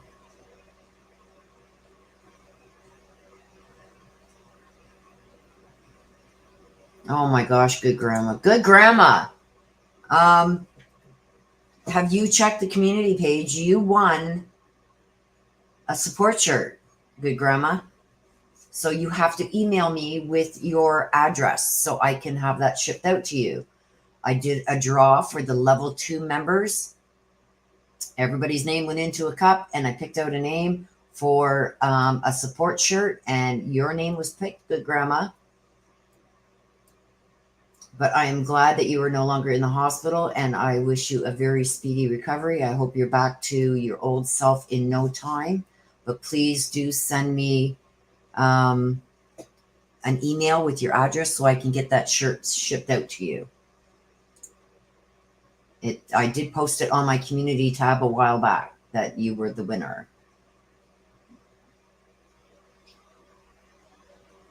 Oh, thank you, all, Anders.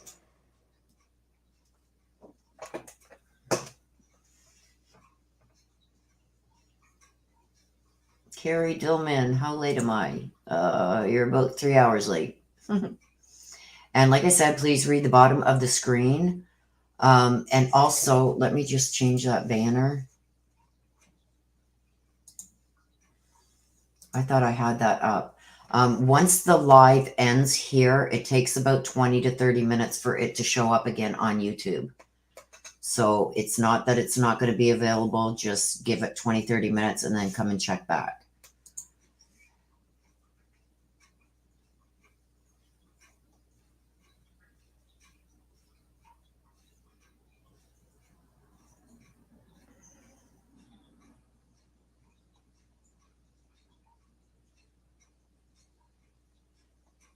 So yes, Carrie Lynn, just be mindful of that. It will be unavailable. Once we end the live, it will be unavailable for about 20 to 30 minutes, and then it will be back up.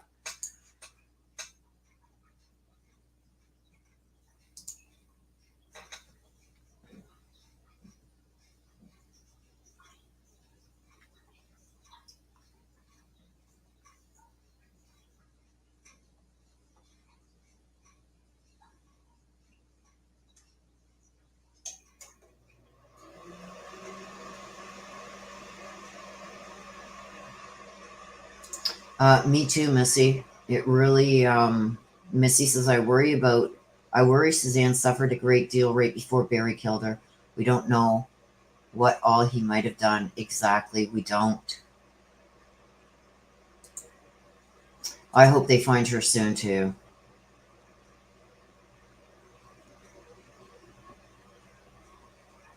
I try, Elizabeth. That's why I'm so far behind in chat. I do really try to get through them all. And that's why I said, if there is something really important that you want me to see right away, throw up a super chat, super sticker, because it flashes on my other screen. It comes up on my other screen.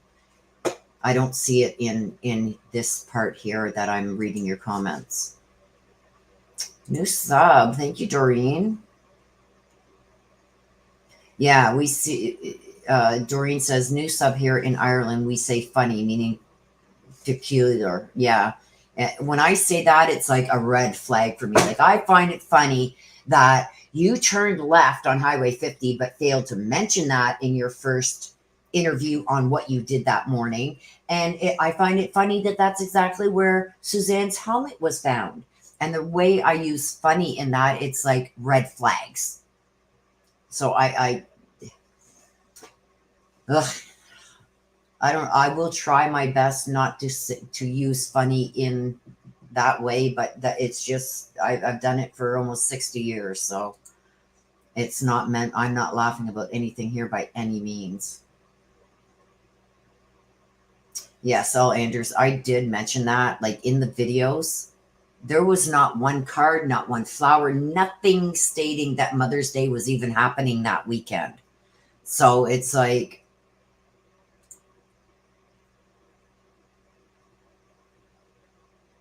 yes, Good Grandma won a support shirt. Oh, Simply Susan, I wish, my dear, I wish. There you go. Congratulations, Good Grandma. There you are. You're very welcome. I was kind of assuming that you didn't get to see the community post I put up regarding it. One of my lives, I did say that I would be doing the draw and I would post the winner on the community tab. But I didn't see any comments there from you, so I know you didn't see it. But yes, I need you to email me with your address so I can get that shipped out to you. And that's one of the benefits of becoming a level 2 member. You get to see all my videos. I just uploaded a new read yesterday. The level 2 members get to see all those first. And I also do draws for giveaways and stuff like that over there too. The next one I'm going to do for you guys is for the level 2 members is going to be free card pulls. So I'll get you guys all in alive for level 2 members only. And you will be able to choose from a variety of different things that you can get. You can get a pendulum question. You can get some card pulls. You can get some letters. All different things. I'm going to be doing that very soon. So watch for that. Thank you, Shelly. Yeah, congratulations to Good Grandma.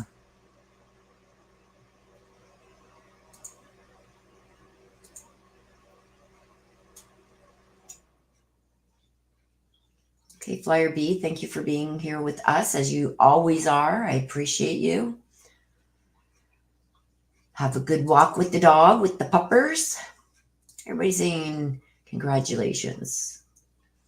There you go. Your luck is changing, Good Grandma. And I'm happy to bring that to you. Congratulations. Got lots of congratulations here. Yeah, I don't like being in the hospital either. It's like, give me what I need to get better and let me go home. I rest much easier and more comfortably at home. Yeah, congratulations. Yes, it does. I find it's harder to heal. You got, people up and down the halls and in and out of the rooms. And, I feel I heal a lot better at home. I called this, Pamela, right from the start, right from the very beginning. I called it. I said, nope. Like they found her bike the same day, and it's like, oh hell no. I did a mini for myself on this, and it's like, nope. He threw that bike in the back of his truck, and her remains he's disposed of. Whatever he needed to dispose of, he threw in that truck, and he disposed of it. And I felt it right away. So I called that right from the start that that bike was going to be him throwing it over the side there, that was not an accident. Thank you, Leland.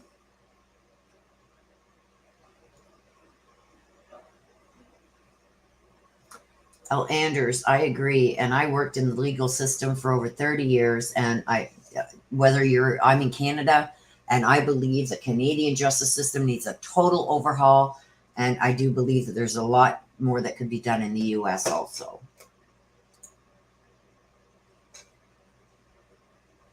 I do. Jean, I do. Jean says, Willa, do you think Jeff Libler will help confirm Suzanne's legitimate fear of Barry harming her if he found out about the affair? Yes.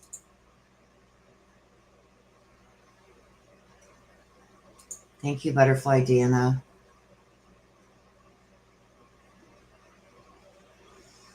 I don't think anybody helped Barry at all. They may have helped after the fact to cover it up, but I do believe that Barry buried her on his own. And I'm still being drawn to that creek. I believe she's been moved a couple of times.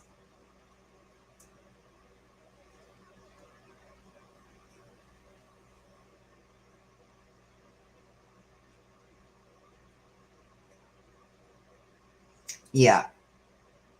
And it's funny that both directions that he went that morning, evidence was found.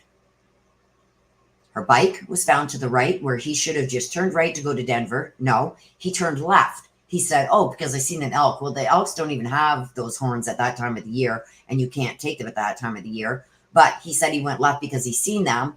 And it's like, okay, they had an animal expert say that that's not would happen during those months. But he went left, he said, to see an elk or a deer or something. And it's funny see, there I go again. It's odd. It's a red flag that is exactly where Suzanne's helmet is found. 2 places that he was that morning.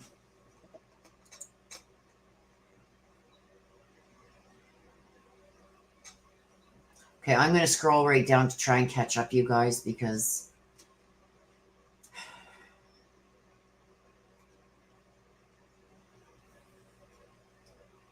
okay, Elizabeth, you take care, hon.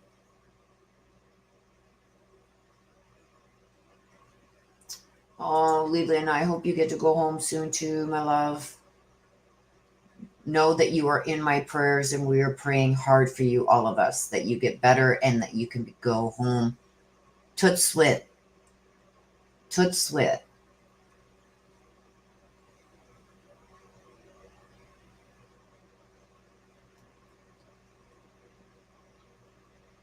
I do believe the jury is going to see through all of this.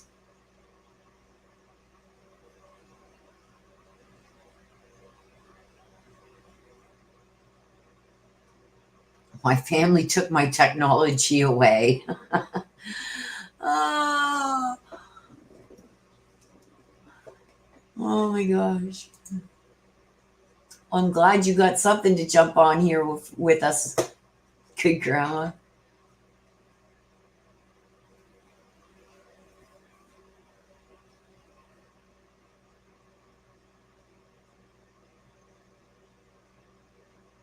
Yeah, there's some, I believe, Simply Susan, that need to be in hospital if they have mobility issues and stuff like that, so they can get, they have like lifts and all kinds of stuff there. But I feel like if you're fighting an infection, something like that, or, something where you need your rest, and rest is the best along with your meds, I think home is the best place to be. But there are some that do need to be in hospital just in case,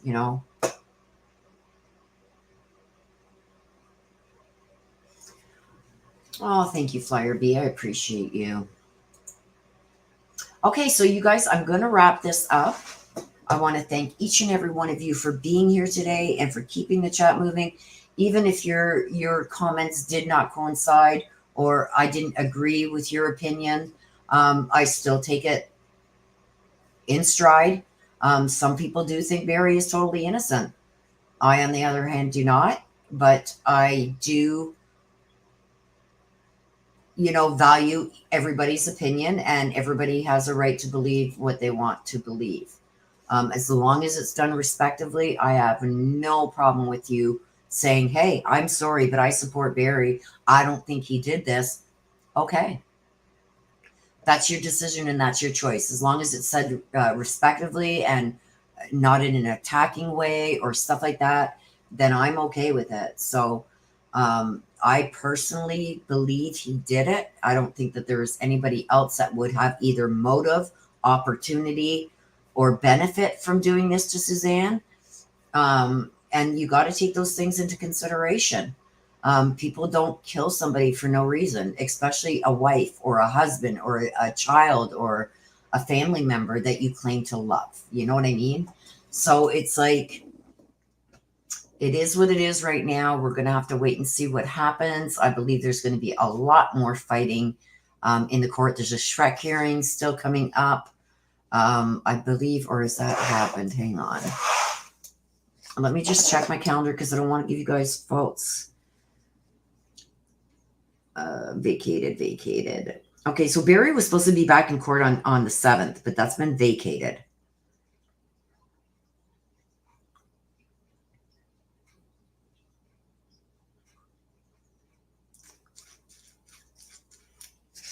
Okay. Let me just see. Okay. Let's see what's coming up. Okay, what is coming up next? And this may change, you guys, so please keep an eye on my community tab because anything that does pop up or change, I will put there. But as it stands right now, we have a review of parties and status conference with appearance, which means Letitia has to be there. And there's an appearance of the parties too. That is happening on April 14th. So this weekend coming on Thursday, Letitia is back in court. So I do believe that I can stream that. April 19th is the next time Barry is in court, and that is a pretrial readiness conference. Any information that comes from that, I hope to be able to bring you guys once it's done. And Chad Daybell is also back in court on Tuesday the 19th for a motion to reconsider, and I will be able to stream that live, so you will be able to see that live. And I do believe he's in court on the 20th also.